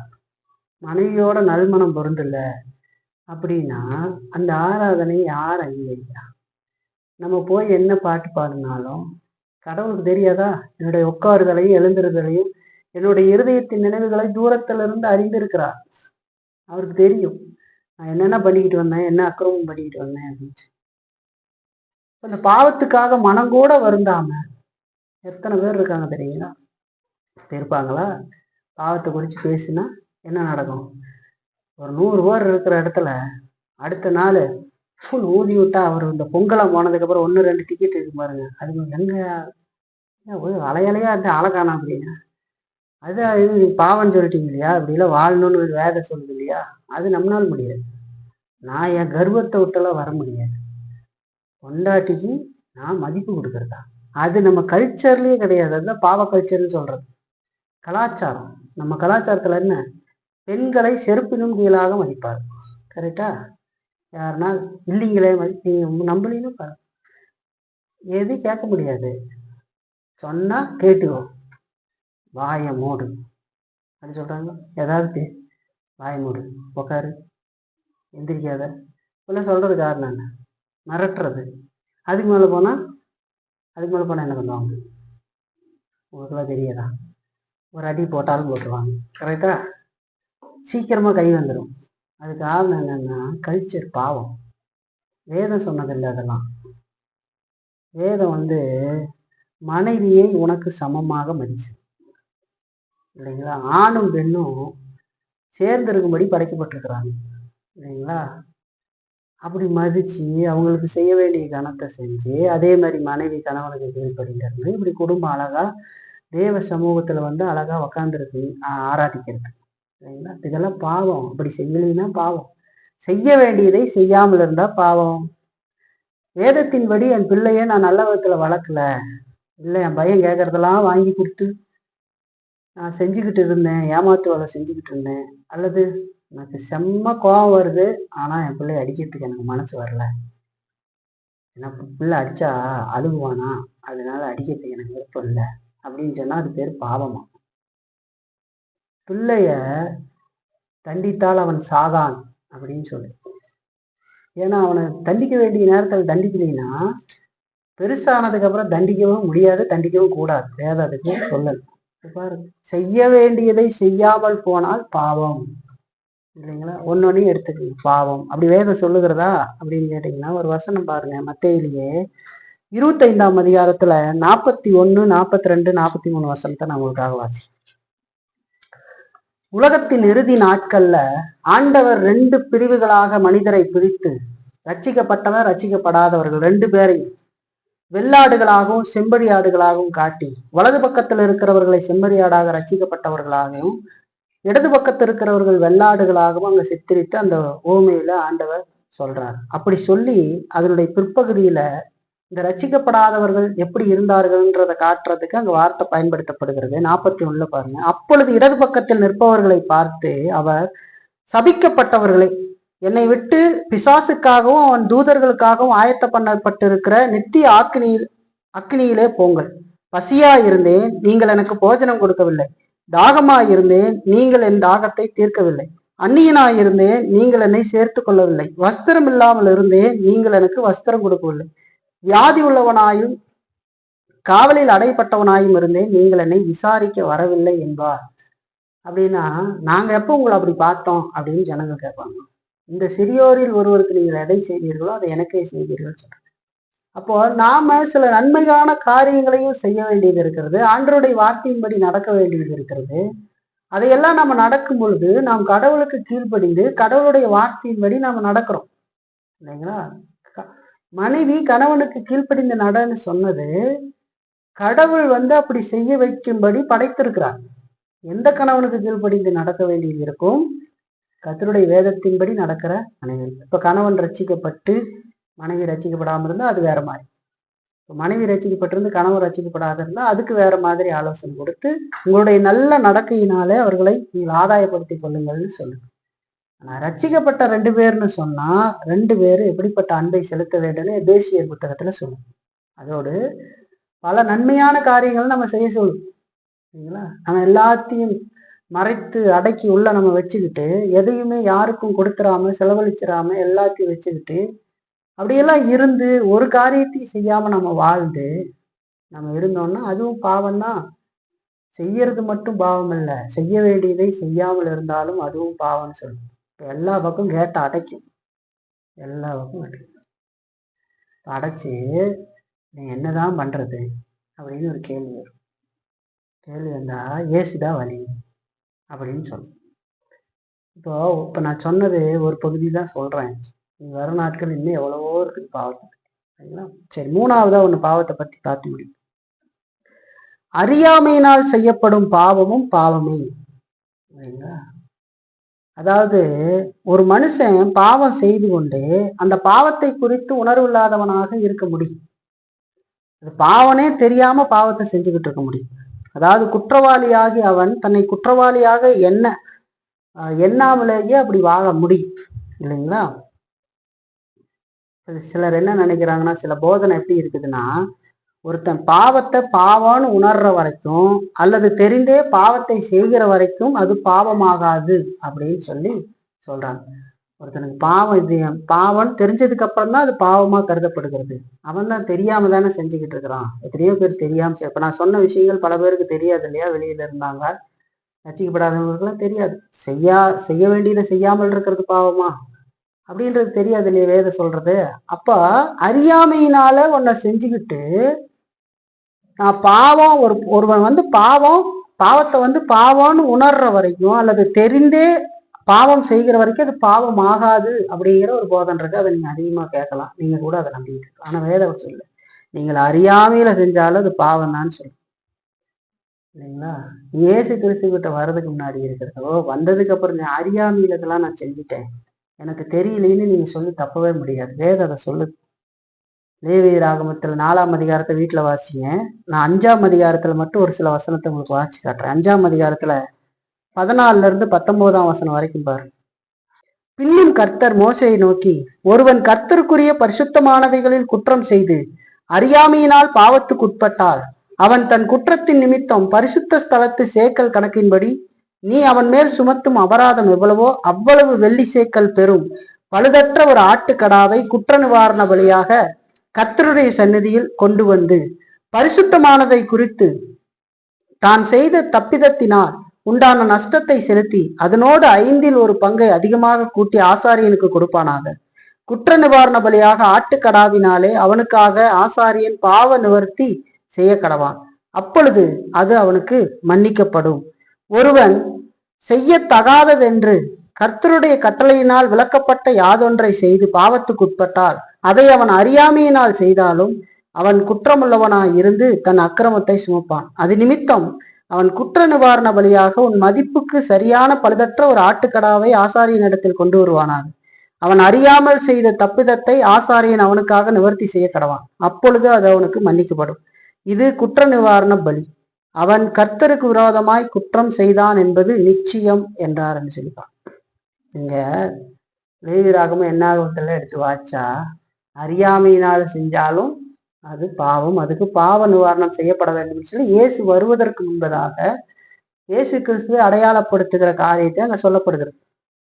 புதிய ஏற்பாட்டிலேயே சொல்லப்பட்டிருக்கு இல்லைங்களா? ஒரு வசனத்தை மட்டும் நான் வாசிக்கிறேன் பாருங்க. லூக்காவுல 12ஆம் அதிகாரம் 48ஆம் வசனம் பாருங்க. அறியாதவனா இருந்து அடிகளுக்கு ஏதுவானவைகளை செய்தவனோ சில அடிகள் அடிக்கப்படுவான். எவனிடத்தில் அதிகம் கொடுக்கப்படுகிறதோ அவனிடத்தில் அதிகம் கேட்கப்படும். மனுஷர் எவனிடத்தில் அதிகமாய் ஒப்புவிக்கிறார்களோ அவனிடத்தில் அதிகமாய் கேட்பார்கள் சொல்றார். என்னன்னா ஆண்டவர் ஒரு ஊமையை சொல்றார். ஆண்டவருடைய 2ஆம் வருகைக்கு முன்பதாக மனிதன் வாழ வேண்டிய வாழ்க்கையை குறித்து இந்த பகுதியில சொல்ல ஆரம்பித்து ஒரு ஊமையின் மூலமாக ஆண்டவர் ஒரு எஜமானை காட்டி அப்படி பாருங்க. 42ல இருந்து உங்களுக்கு கொஞ்சம் வாசிக்கிறேன் பாருங்க. பணிவிடைக்காரருக்கு தகுதியான காலத்திலே பணி கொடுக்கும்படி எஜமான் அவர்கள் மேல் அதிகாரியாக வைக்கத்தக்க உண்மையும் விவேகம் உள்ள விசாரணைக்காரன் யாவன். எஜமான் வரும்போது அப்படி செய்கிறவனாய் காணப்படுகிற ஊழியக்காரன் பாக்கியவான். தனக்குள்ள எல்லாவற்றின் மேலும் அவனை விசாரணைக்காரனாய் வைப்பான் என்று மெய்யாகவே உங்களுக்கு சொல்லுகிறேன். அந்த ஊழியக்காரனோ என் எஜமான் வர நாள் செல்லும் என்று தனக்குள்ளே சொல்லிக்கொண்டு வேலைக்காரரையும் வேலைக்காரிகளையும் அடிக்கவும் புசித்து குடித்து வெறிக்கவும் தலைப்பட்டால் அவன் நினையாத நாளிலும் அறியாத நேரத்திலும் அந்த ஊழியக்காரனுடைய எஜமான் வந்து அவனை கடினமாய் தண்டித்து உண்மையில்லாதவர்களோடு அவனுக்கு பங்கை நியமிப்பான். தன் எஜமானுடைய சித்தத்தை அறிந்தும் ஆயத்தமாயிராமலும் அவனுடைய சித்தத்தின்படி செய்யாமலும் இருந்த ஊழியக்காரன் அநேக அடிகளை அடிக்கப்படுவான். அறியாதவனாயிருந்த அடிகளுக்கு ஏதுவானவைகளை செய்தவனோ சில அடிகளை அடிக்கப்படுவான். ஒரு ஊமை சொல்றாரு, ஒருத்தனை விசாரணைக்காரனா வச்சுட்டு போய் அந்த எஜமான் போயிட்டா திரும்ப வரும்போது எஜமான் வர்றதுக்கு காலம் ஆகும், அதனால மனம் போன வாழ்க்கையில வாழலாம் அப்படின்னு வாழ்ந்து அப்படி இருக்கிறவனை அவன் வந்த பொழுது தண்டித்து அநேக அடி அடிப்பான்னு சொல்றான். அதோடு இப்ப நம்ம வாட்ச பகுதியில அறியாமையில் செய்தவனையும் சில அடிகள் உழுகுன்னு சொல்றான். அப்ப என்னன்னா அடி உழுகும் இல்லைங்க. நான் அறியாமையில் செஞ்சுட்டேன்னா அறியாமல் செஞ்சு விட்டுறணும் தானே. சில அடிகள் கொடுக்கப்படும் சொன்னது என்ன? அறியாமல் செய்தாலும் அது பாவம்.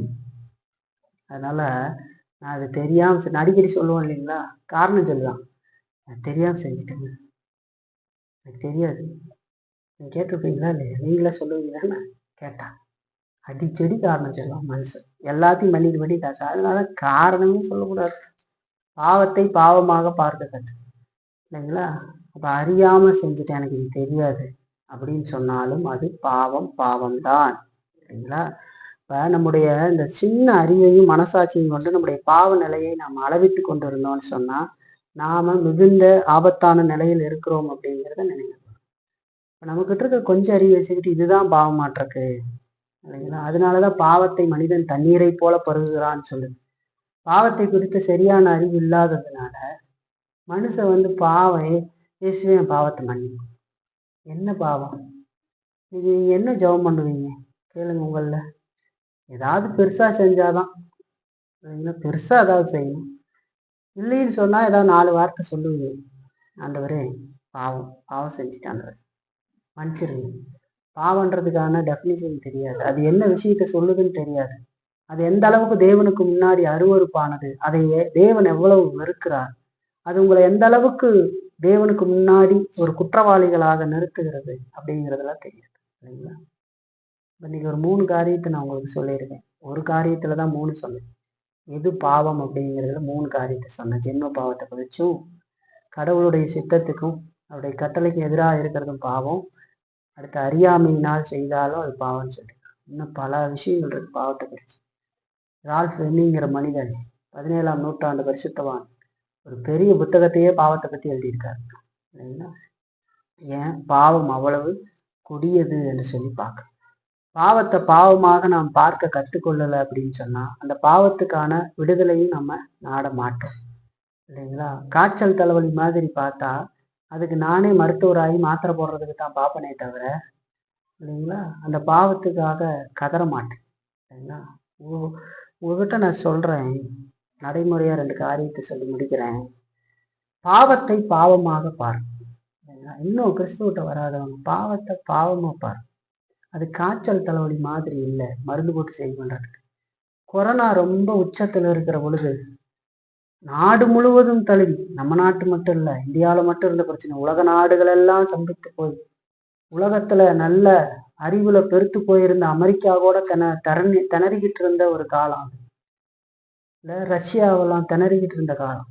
என்ன செய்யறதுன்னு தெரியாம திக்குமுக்க ஆடி கொத்து கொத்தா ஜனங்கள் அழிந்து போய் கொண்டிருக்கிற பொழுது, எல்லா வேலைகளும் அப்படியே ஸ்தம்பிச்சு நிற்கிற பொழுது, எல்லா போக்குவரத்து நாடு விட்டு நாடு போற காரியங்கள் நின்று இந்த உலகமே அப்படியே ஜாம் ஆகி போய் நிற்கிது. எதையுமே பண்ண முடியாது. நமக்கு தெரிஞ்சதெல்லாம் வெறுமனே பஸ் நிறுத்தினதும் காய்கறி வியாபாரம் நிறுத்திக்கிட்டதை மட்டும் நம்ம செஞ்சுக்கிறோம். உலக நாடுகள் இருந்து வர காரியம் வரலன்னா பெட்ரோல் வராது இல்லைங்களா. நம்ம கொடுக்குற இந்தியாவில இருந்து வெளிநாட்டுக்கு போகிற அவங்க நாட்டுல கிடைக்காத பொருள் போவாது. எல்லையில தடுப்பு போட்டுட்டாங்கன்னா மனுஷன் எப்படி வாழ்றது? ஒருத்தர் ஒவ்வொரு நாட்டை சார்ந்துதான் நம்ம வாழும். எல்லாரும் சேர்ந்தாதான் நம்ம வாழ முடியும்.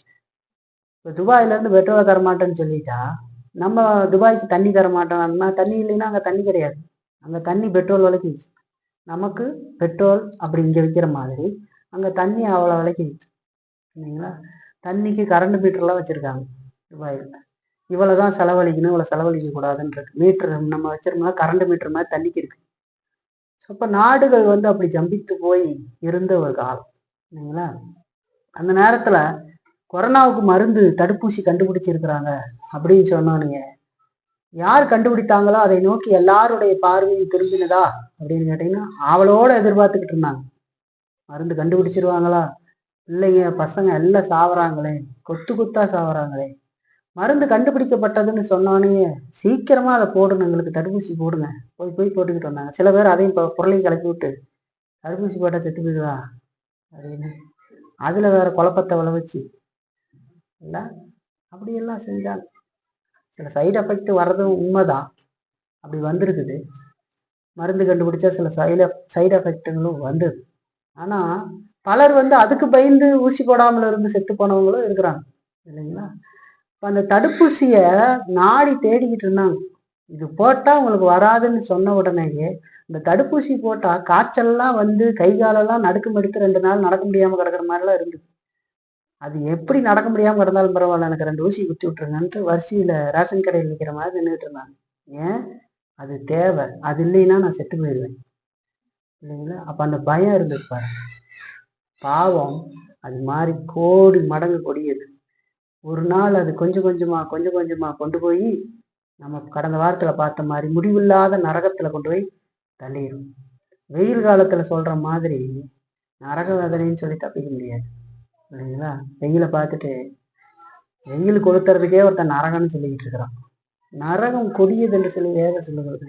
தாங்கன்னா வேதனை உடைய இடம், அங்க எதுவுமே அங்கீகரிக்கப்படாது, ஆவிக்குரிய பஞ்சம் இருக்கும், தாங்க முடியாத வேதனை இருக்கும். அங்க எந்த கோரிக்கைகளையும் நம்ம செய்ய முடியாது, நமக்காகவும் கஞ்ச முடியாது, நம்ம குடும்பத்துக்காகவும் கஞ்ச முடியாது, எதை கஞ்சினாலும் எதுவும் இருக்காது, அங்க கெஞ்சவும் முடியாது இல்லைங்களா. பாவத்தை பாவமாய் பார்த்து ஆண்டவர் அதுக்கான மருந்தாக இல்லைங்களா. இயேசு கிறிஸ்து சாதாரணமா இயேசு என் தெய்வம் அப்படின்னு சொல்றதுக்காக வந்தவர் இல்லை. ரோட்ல போற ஒருத்தனும் இயேசு தெய்வம்மா சரிங்களா. நீங்க மட்டும்தான் சொல்லிக்கிட்டு ரசிக்கப்பட்டான்னு சொல்றீங்களா? இல்லையே. ரோட்ல போறவன் என்ன செய்யறான்? பைக்ல போயிட்டு இருக்க அப்படின்னு போவாங்க. அது என்ன பண்றவன்? எனக்கு இது வேணும் அப்படின்னு போறான். அவர்கிட்ட போய் கேளுங்க, இயேசு கெட்ட வராருங்க. இயேசு கடவுள், இயேசு உங்க பாவத்தை மன்னிப்பாரு அப்படிமா. என்ன பாவம்னு தெரியாது. இயேசு உங்களுக்கு பிடிக்குமா? பிடிக்குமா. எங்க வீட்டுல எல்லா படத்தையும் வச்சு இயேசு படத்தையும் வச்சுட்டேன்னு ஒரு மனுஷன் படத்தை வச்சுக்குவாங்க இல்லைங்களா. அந்த மாதிரி இல்லை. இயேசுவை பிடிக்காத யார் இருக்கிறா? இயேசுவை கடவுள் இல்லைன்னு சொல்றவங்க கூட, மனுஷனா அவரை பாக்குறவங்க கூட கடவுளை பிடிக்கலைன்னு சொல்ல மாட்டாங்க.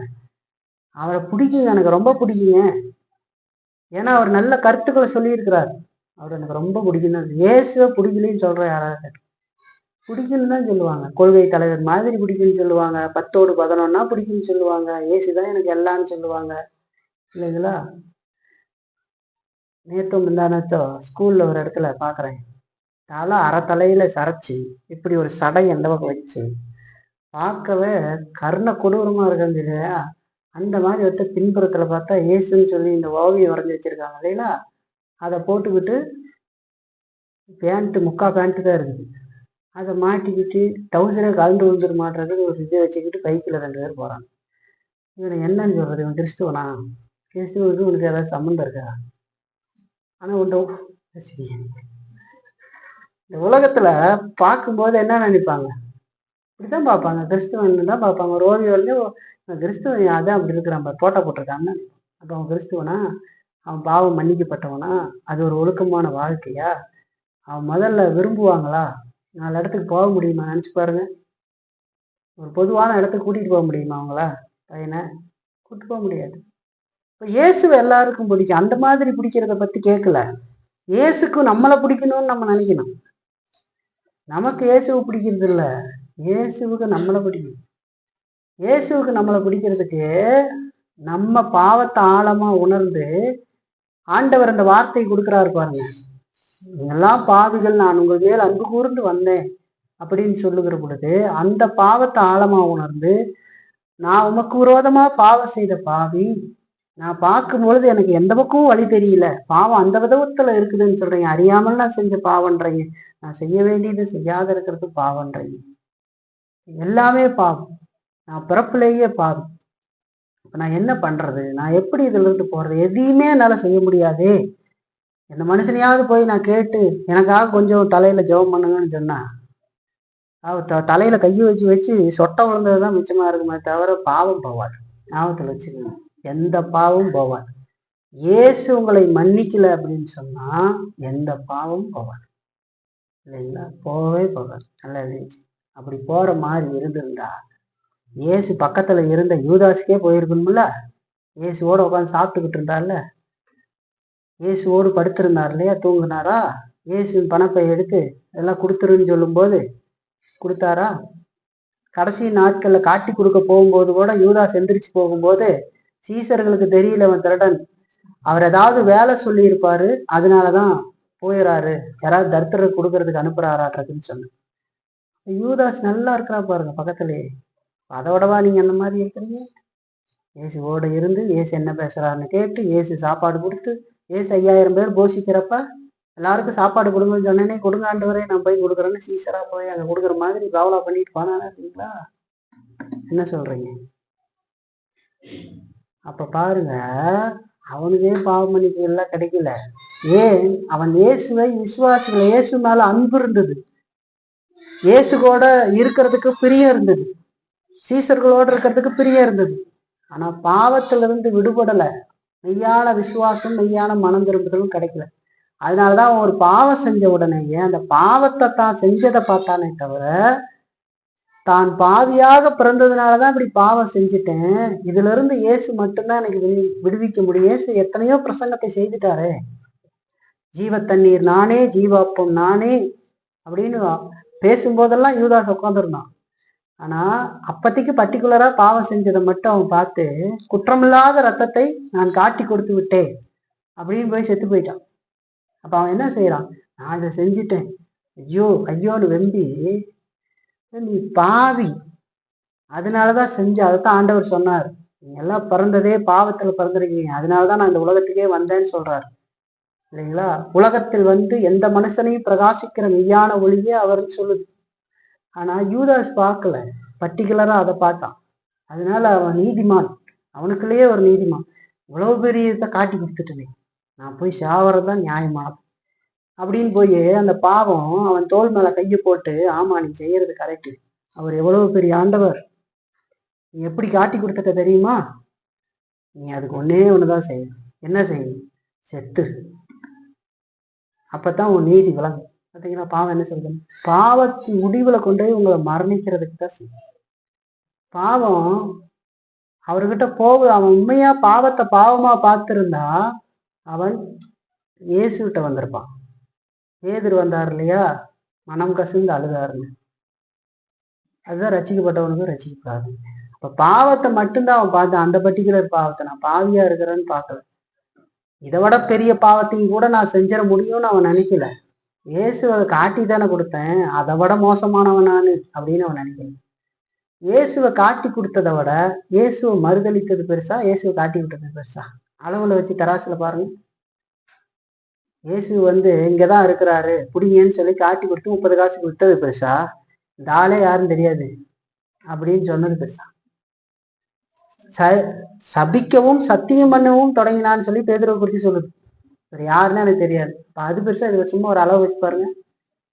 அதை விட இவன் சொல்றா, கூடவே இருந்து மரணிக்கிறதா இருந்தாலும் பரவாயில்லன்னு பேதுரு சொல்றாரு. இப்ப மாட்டிக்கிட்டதுக்கு அப்புறம் என்ன ஆச்சு? அப்போ பேதுருக்கு தெரியுது நான் பாவின்னு. அந்த பாவத்தை ஆழமா உணர்ந்தார். யூதாஸுக்கு அப்படி இல்லை. அதனால பாவத்தை பாவமாக பார்த்து இயேசு கிறிஸ்து கிட்ட மனம் திரும்புங்க, இயேசு அந்த பாவத்திலிருந்து விடுதலை செய்வாரு. தொடர்ந்து இந்த உலகத்துல நாம் ரட்சிக்கப்பட்டு வாழுகிற பொழுது அந்த பாவத்தை செய்யாம வாழ்றதுக்கான எல்லா உதவிகளையும் நமக்கு கொடுப்பாரு. ஒருவேளை நாம் அப்படி தவறுகிற பொழுது, ஆண்டவர்கிட்ட போகிற பொழுது ஆண்டவர் நம்மளை மன்னிப்பார். நம்ம பாவத்தை உணர்ந்து ஆண்டவர்கிட்ட போகும்போது ஆண்டவர் மன்னிச்சு தொடர்ந்து இந்த உலகத்துல பரிசுத்தமா இருக்கிறதுக்கு உதவி செய்வார். அப்ப இயேசு கிட்ட வராம நீங்க எந்த விதத்திலையும் உங்களுடைய பாவங்களை தொலைக்க முடியாது. சரிங்களா? இயேசுகிட்ட வர்றதுன்னா என்ன? நான் பேசிக்கிட்டுன்றதெல்லாம் பார்த்தீங்க இல்லையா? அதை நினைச்சு இயேசுவை நோக்கி பார்த்து இங்க இறுதிபூர்வமா எத்தனை சிந்தனை செஞ்சீங்க? பாவமான சிந்தனை. இப்ப கேட்ட வார்த்தையின்படி ஆண்டவரை நோக்கி பார்த்து இல்ல, இயேசு என்ன நேசிக்கிறேன்னு சொல்றாரு. எப்படி நேசிக்கிறார்? எனக்கு இப்போ இந்த வார்த்தை கொடுத்து என்னை நேசிச்சுக்கிட்டு இருக்காரு. நான் அவருக்கு மறுமொழி கொடுக்க வேண்டாமா? நான் மறுமொழி கொடுக்கணும். நான் பாவி ஆண்டவரே, இந்த பாவத்திலிருந்து விடுதலையாக்குங்க. அந்த பாவத்தோட வாழ்ந்து ஒரு நாள் நரகத்துக்கு போகக்கூடாது. நீர் விரும்பின விதத்துல, நீர் என்னை உருவாக்குன விதத்துல நான் அந்த உலகத்துல வாழணும் அப்படின்னு ஆண்டவர்கிட்ட மெய்யா மனம் திரும்பினீங்கன்னா ஆண்டவர் உங்களை மன்னிக்க மாட்டேன்னு சொல்லவே மாட்டார். அவர் ரொம்ப அன்புடையது. தன்னிடத்துல வர ஒருத்தனையும் புறம்பே தள்ள மாட்டேன்னு சொல்றார் இல்லைங்களா? இவன் எப்படிப்பட்ட பாவியா இருந்தாலும் அவன் தன் பாவத்துக்காக மனமருந்தி வருவான்னு சொன்னா அவனை நீ இன்னும் நான் அவனை மன்னிக்க மாட்டேன், நீ ரொம்ப பாவம் செஞ்சுன்னு சொல்ல மாட்டார்.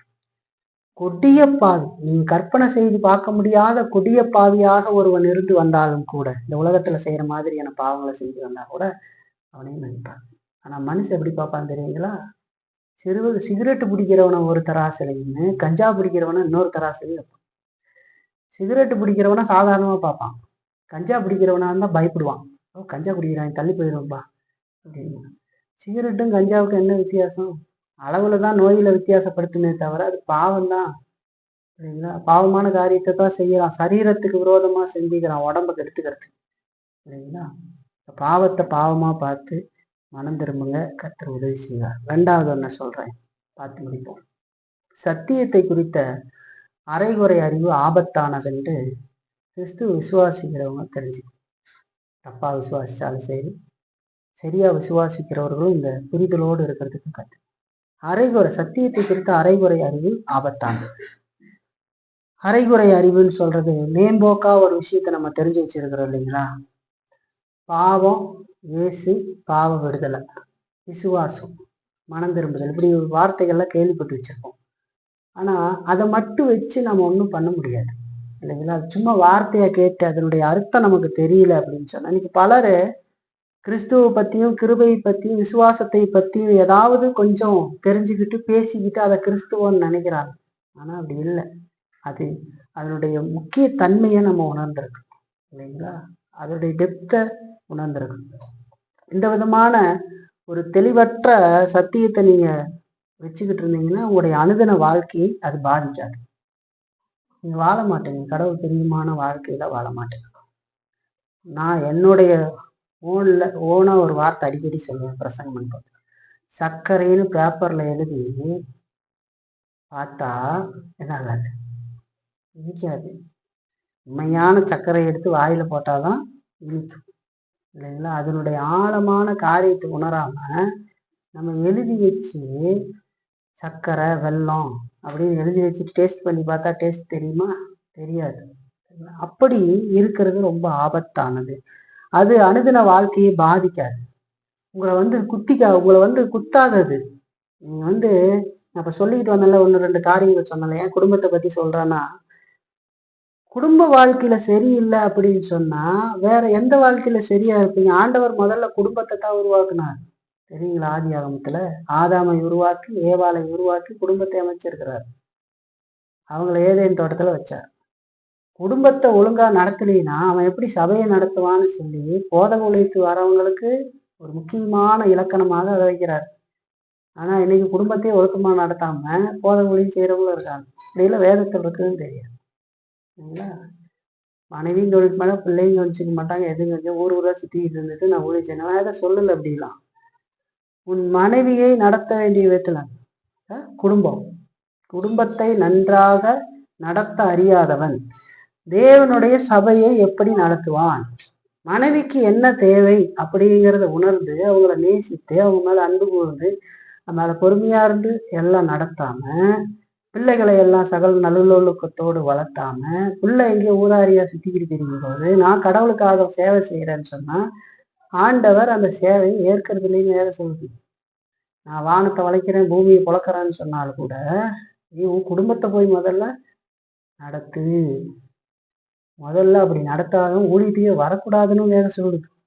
நீங்க தீமத்தையில வாட்சி பாருங்க, 1 தீமத்தை 3ஆம் அதிகாரத்தை வாட்சி பாருங்க, தீத்து 1ஆம் அதிகாரத்தை வீட்டுல போய் நீங்க வாட்சி பாருங்க பொறுமையா. ஏன் அப்படின்னு சொன்னா அவங்களுக்கு வாழ்க்கையை பத்தியே தெரியாது. அப்ப இந்த விதமான மேம்போக்கான அறிவு என்ன பண்ணுதுன்னா உங்க ஆத்மீக வாழ்க்கையை பாதிக்காது. அது உங்களை காயப்படுத்தாது. நீ தப்பு பண்ற, அதுல இருந்து மனம் திரும்புன்னு அது சொல்லவே சொல்லாது. காம்ப்ரமைஸ் பண்றதுக்கு பார்க்கும். நீ போய் கடவுள்கிட்ட முட்டி போட்டு கொஞ்ச நேரம் பாட்டு பாடிட்டு வந்துரு, அது சரியாயிருன்னு சொல்லு. ஆனா ஆண்டவர் சொல்லுவாரு, நீ முட்டி போட்டு பாட்டு பாடினீன்னா நான் அதை கேட்க மாட்டேன். போய் உன் மனைவியோட நல்மணம் பொருந்து அப்படின்னு சொல்லு. மனைவியே கணவனோட நல்மணம் பொருந்துன்னு சொல்லு. நீ அதை செஞ்சுட்டீங்க வான்னு சொல்லு. இல்லைங்களா? அதை செய்யாம இந்த பக்கம் வந்துடாதேன்னு சொல்லு. அப்படி வரதா இருந்தா அதை செய்யறதுக்கு உதவி தாங்கன்னு சொல்லி கேட்கறதுக்கு தான் வரணும். அந்தவரே அப்படி நான் வாழணும் அப்படின்னு. அதை விட்டு காம்ப்ரமைஸ் பண்றதுக்கு கடவுளுக்கு எதையாவது கொடுத்து லஞ்சம் கொடுத்து, இல்லை டிராஃபிக் போலீஸ் பிடிச்சா சொன்னேன் இல்லையா, 500 ஃபைன்னு 50 ரூபாய் கொடுத்து ஓடி போற மாதிரி எல்லாம் தப்பிக்க முடியாது. அப்போ தெளிவற்ற இறையியல் அறிவு சத்தியம் நம்ம ஆத்மாவெல்லாம் பாதிக்காது. அதோடு மரண நேரம் வரும்போது நமக்கு ஒரு மன சமாதானத்தையும் அது தரப்போகிறது இல்லை. இப்ப நல்லா இருக்கும்போது உங்களுக்கு சந்தோஷமா இருக்கும்.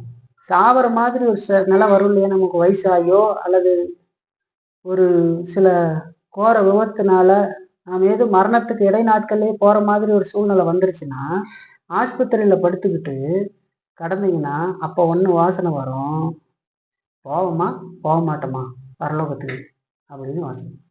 சமாதானமா இருக்க மாட்டீங்க. உன்னால சந்தோஷமா நம்ம இன்னைக்கு கண்ணை மூடி சீக்கிரமா கடவுள்கிட்ட போக போறோம் அப்படின்னு நினைக்க மாட்டான். அவனுக்கு பயமும் திகிலும் கனவு கனவா வரும் இல்லைங்களா, கழுத்தை நசுக்கிற மாதிரி அவன் அப்படி யோசிப்பான். அவனுடைய சிந்தனை அந்த மாதிரி இருக்குது. அவனுக்கு அது சமாதானமா இருக்காது இல்லைங்களா. சந்தோஷமா நினைக்க மாட்டான். சாவை சந்தோஷமா நினைக்க மாட்டான், பயப்படுவான் இல்லைங்களா. ஒரு கிறிஸ்துவனுக்கு சாவு அப்படிங்கிறது முடிவு அல்ல, அது ஆவிக்குரிய வாழ்க்கை, அதாவது என்றென்றைக்கு முடிவில்லாத வாழ்க்கையினுடைய ஆரம்பம்னு சொல்லி தேவ மனிதனாக இருந்த ஸ்பர்ஜன் என்கிறவர் சொல்றார். சந்தோஷமா இருப்பான். இந்த உலகத்துல இவ்வளவு துன்ப துயரங்களோடு நான் வாழ்ந்து இப்ப ஆண்டவருக்குள்ள போக போறேன்னு இந்த மரணத்தை சந்தோஷமா எதிர்பார்ப்பான்னு சொல்லி. இப்ப தெளிவான இறையில் அறிவில்லைன்னு சொன்னா அதனாலதான் பலருக்கு வாழ்க்கையில எல்லாம் நல்லா இருக்கும் போது இருக்கிற சந்தோஷம் கடவுளை ஆராய்ச்சிக்கிட்டு இருக்குன்னு சொல்றவங்க வாழ்க்கையில ஏதேன்னு கொஞ்சம் துன்பம் வந்துருச்சுன்னா வச்சுங்க, போக மாட்டா, சர்ச்சுக்கும் போக மாட்டாங்க, அப்புறம் ஒன்றும் பேச மாட்டாங்க. எப்ப கடவுளை ஆராதிப்பாங்க? பல்கா 2 கட்டு பணம் செய்து ஏதாவது வியாபாரம் பண்ணி கிடைச்சதுனாலோ அல்லது வேலை செய்யற இடத்துல ஏதாவது ஒரு உயர்வு கிடைச்சதுனாலோ இல்லைங்களா, அந்த மாதிரி ஏதேனும் நடந்ததுனால கடவுள் நம்மளை ஆசீர்வதிக்கிறான்னு நினைக்கிறாங்க. துன்பத்தின் ஊடாக கடவுள் ஒருத்தரை நடத்துகிறாருங்கிறது கூட தெரியாது. துன்பம் கூட நம்முடைய நன்மைக்காக கடவுள் அனுமதிக்கிறாருன்னு சொல்லுது இல்லைங்களா. யோபு புத்தகத்தை ஏன் அவ்வளவு பேர் எழுதி வச்சிருக்கிறார் ஆண்டவர்? யோபு துன்பத்தை ஏன் எழுதி வச்சிருக்கிறார்? துன்பத்தின் ஊடாக அவனை நடத்துகிறார். என்னுடைய தாசனாகி யோபு மேல நீ குற்றம் கண்டுபிடிக்க முடியலையா அவனால அப்படின்னு கேட்கிறார் சாத்தானம் இல்லைங்களா. அப்போ துன்பத்தை குறித்து வேதம் எவ்வளவு எழுதி இருக்கு பாருங்க. அப்ப இதை பத்தின புரிதல்லாம் இல்லை அப்படின்னு சொன்னா இருக்காது. இந்த விதமான சத்தியத்தை உடையவர்கள் காலம் கடந்ததுக்கு அப்புறம் தங்களுடைய தேவ பக்தியில உருப்படியா எதையுமே நம்ம பண்ணல அப்படிங்கிறத ரொம்ப லேட்டா சிலர் உணர்வாங்க, சிலர் உணரக்கூட மாட்டாங்க. நம்ம இத்தனை நாள் சர்ச்சுக்கு போனோமே, நம்ம என்ன அடைஞ்சோம் வாழ்க்கையில, என்ன விதமான மாற்றங்கள் என் வாழ்க்கையில வந்தது, எனக்குள்ள எதுவுமே நடக்கலையே, இல்லை ஆண்டவர் சொன்ன மாதிரி ஒண்ணுல கூட என்னால வாழ முடியல, நான் வாழல, என்னால பாட்டு பாடுறத தவிர வேற எதையுமே நான் செய்யல. சர்ச்சுக்கு போறதும் பாட்டு பாடுறதையும் தவிர நான் என்ன உருப்படியாக வேதம் சொன்ன மாதிரி நடந்தேன் அல்லது ஆண்டவுடைய உதவியை நாடி நடக்கிறதுக்கு முயற்சி செய்தேன். நம்ம 10 கட்டளை பார்த்தோம் இல்லைங்களா. தாய் தகப்பன் மேல கணம் பண்ணுன்னு சொல்லுது, பொய் சொல்லாதேன்னு சொல்லுது, திருடாதேன்னு சொல்லுது. திருடாதேன்னு யாராவது வீட்டுக்குள்ள ஏறி குதிச்சு போய் உண்டியில அத்துக்கிட்டு வருதா அதாவது பணத்தைய, அது இல்லை, அது மட்டும்னு இல்லை, அது இருந்தாலும் அடுத்தவங்களை ஏமாத்தி பிழைக்கிற காரியம் இல்லைங்களா, வேறொரு விதத்துல திருடுறது முயற்சிக்கிறது, பல காரியங்கள் அது சொல்லுது இல்லைங்களா. பிறனுக்கு விரோதமான யாதொன்றை இச்சியாதின்னு சொல்லும் போது எதை சொல்லுகிறது? வெறுமனே ஒரு காரியத்தை சொல்லுன்னு நினைக்கிறீங்களா? மற்றவங்க வீட்டை பார்த்து இவன்லாம் வீடு கட்டிக்கிட்டான், நம்ம இன்னும் வீடே கட்டல, இவனுக்காக இந்த மனுஷன் வீடு எதிர்பார்க்கல, இவன்லாம் நமக்கு கீழே இருந்தவன் வீடு கட்டிக்கிட்டானா, வயிற்றுச்சல் சொல்லுவாங்க இல்லையா. கார் ஒன்று யாருன்னா நம்ம இருந்து வாங்கிட்டாங்கன்னு வச்சுக்கங்க, இவன்லாம் கார்ல போறான், நம்மளும் தான் வாழ்ந்து என்ன பண்றது.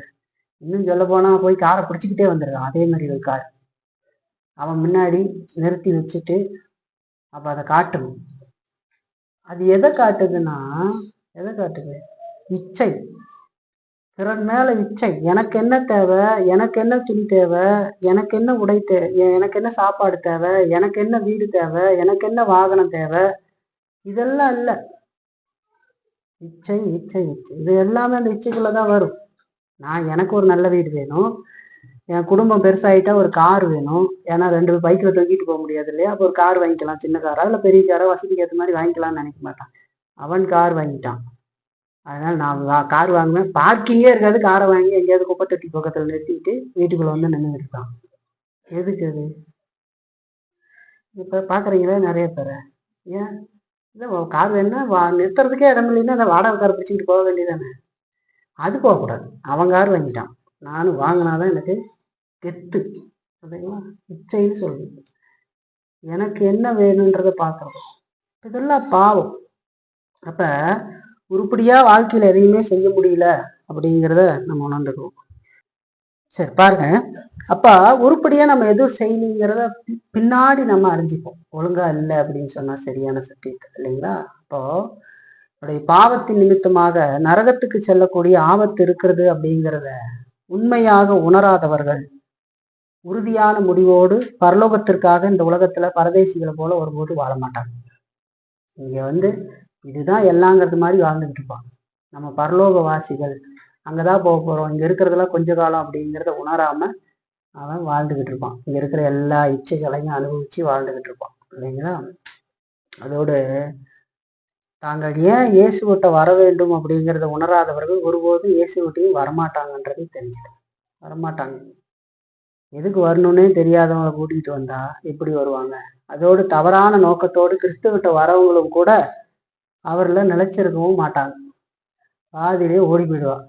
இல்லைன்னா இங்கேயே இருந்தாலும் ஏன் இருக்கிறது கூட தெரியாதவங்க கடைசி வரைக்கும் என்ன சொல்லுவாங்க, கடலை ஆற்றுல போட்ட கண்டு மாதிரி அப்படியே உக்காந்துருப்பான், அப்படி போயிடுவான்.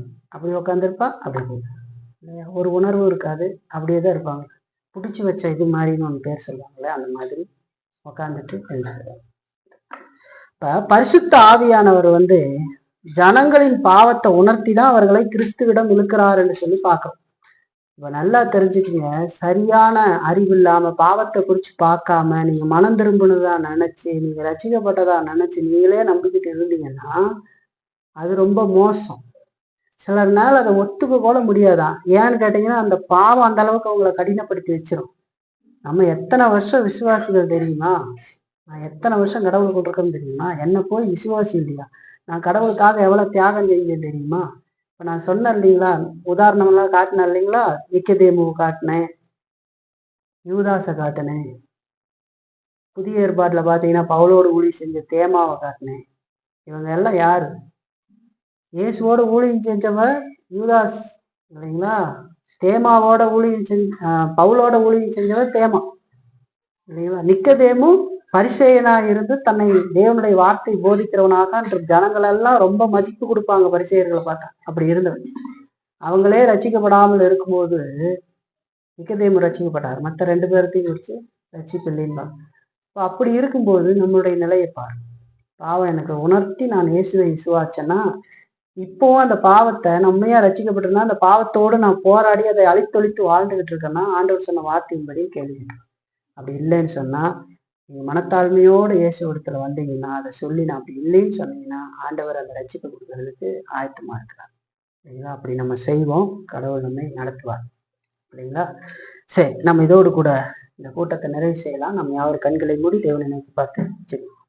எங்களை அளவுக்கு அதிகமாக நேசிக்கிறதான எங்கள் அன்பின் தேவனை, இந்த அருமையான பரிசுத்தமான ஓய்வு நாள்ல இந்த மாலை ஆராதனையில எங்களோடு கூட இருந்து எங்களை நடத்தினதற்காக நன்றி செலுத்துகிறோம்.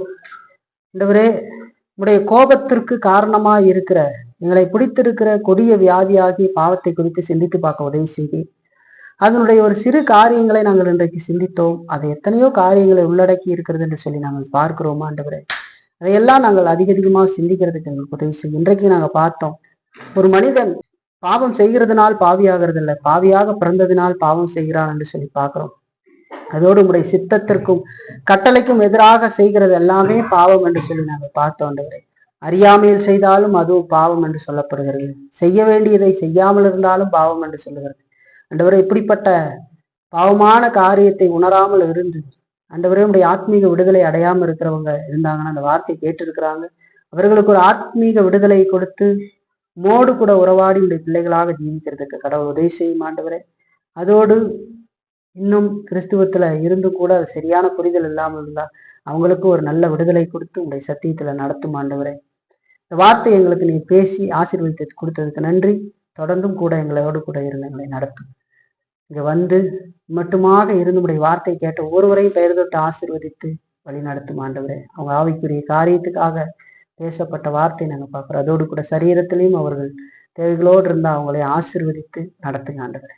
உடைய கருத்திலேயே எங்களை நாங்கள் தாழ்த்துக்கிறோம், ஒப்பு கொடுக்கிறோம். நீ நடத்தும் இந்த ஜபத்தை எங்களுடைய மீட்பரும் ரட்சகருமாக இயேசு கிறிஸ்துவின் மூலமாக தாழ்மையோடு ஏறெடுக்கிறோம் எங்கள் நல்ல பிதாவே. ஆமென்.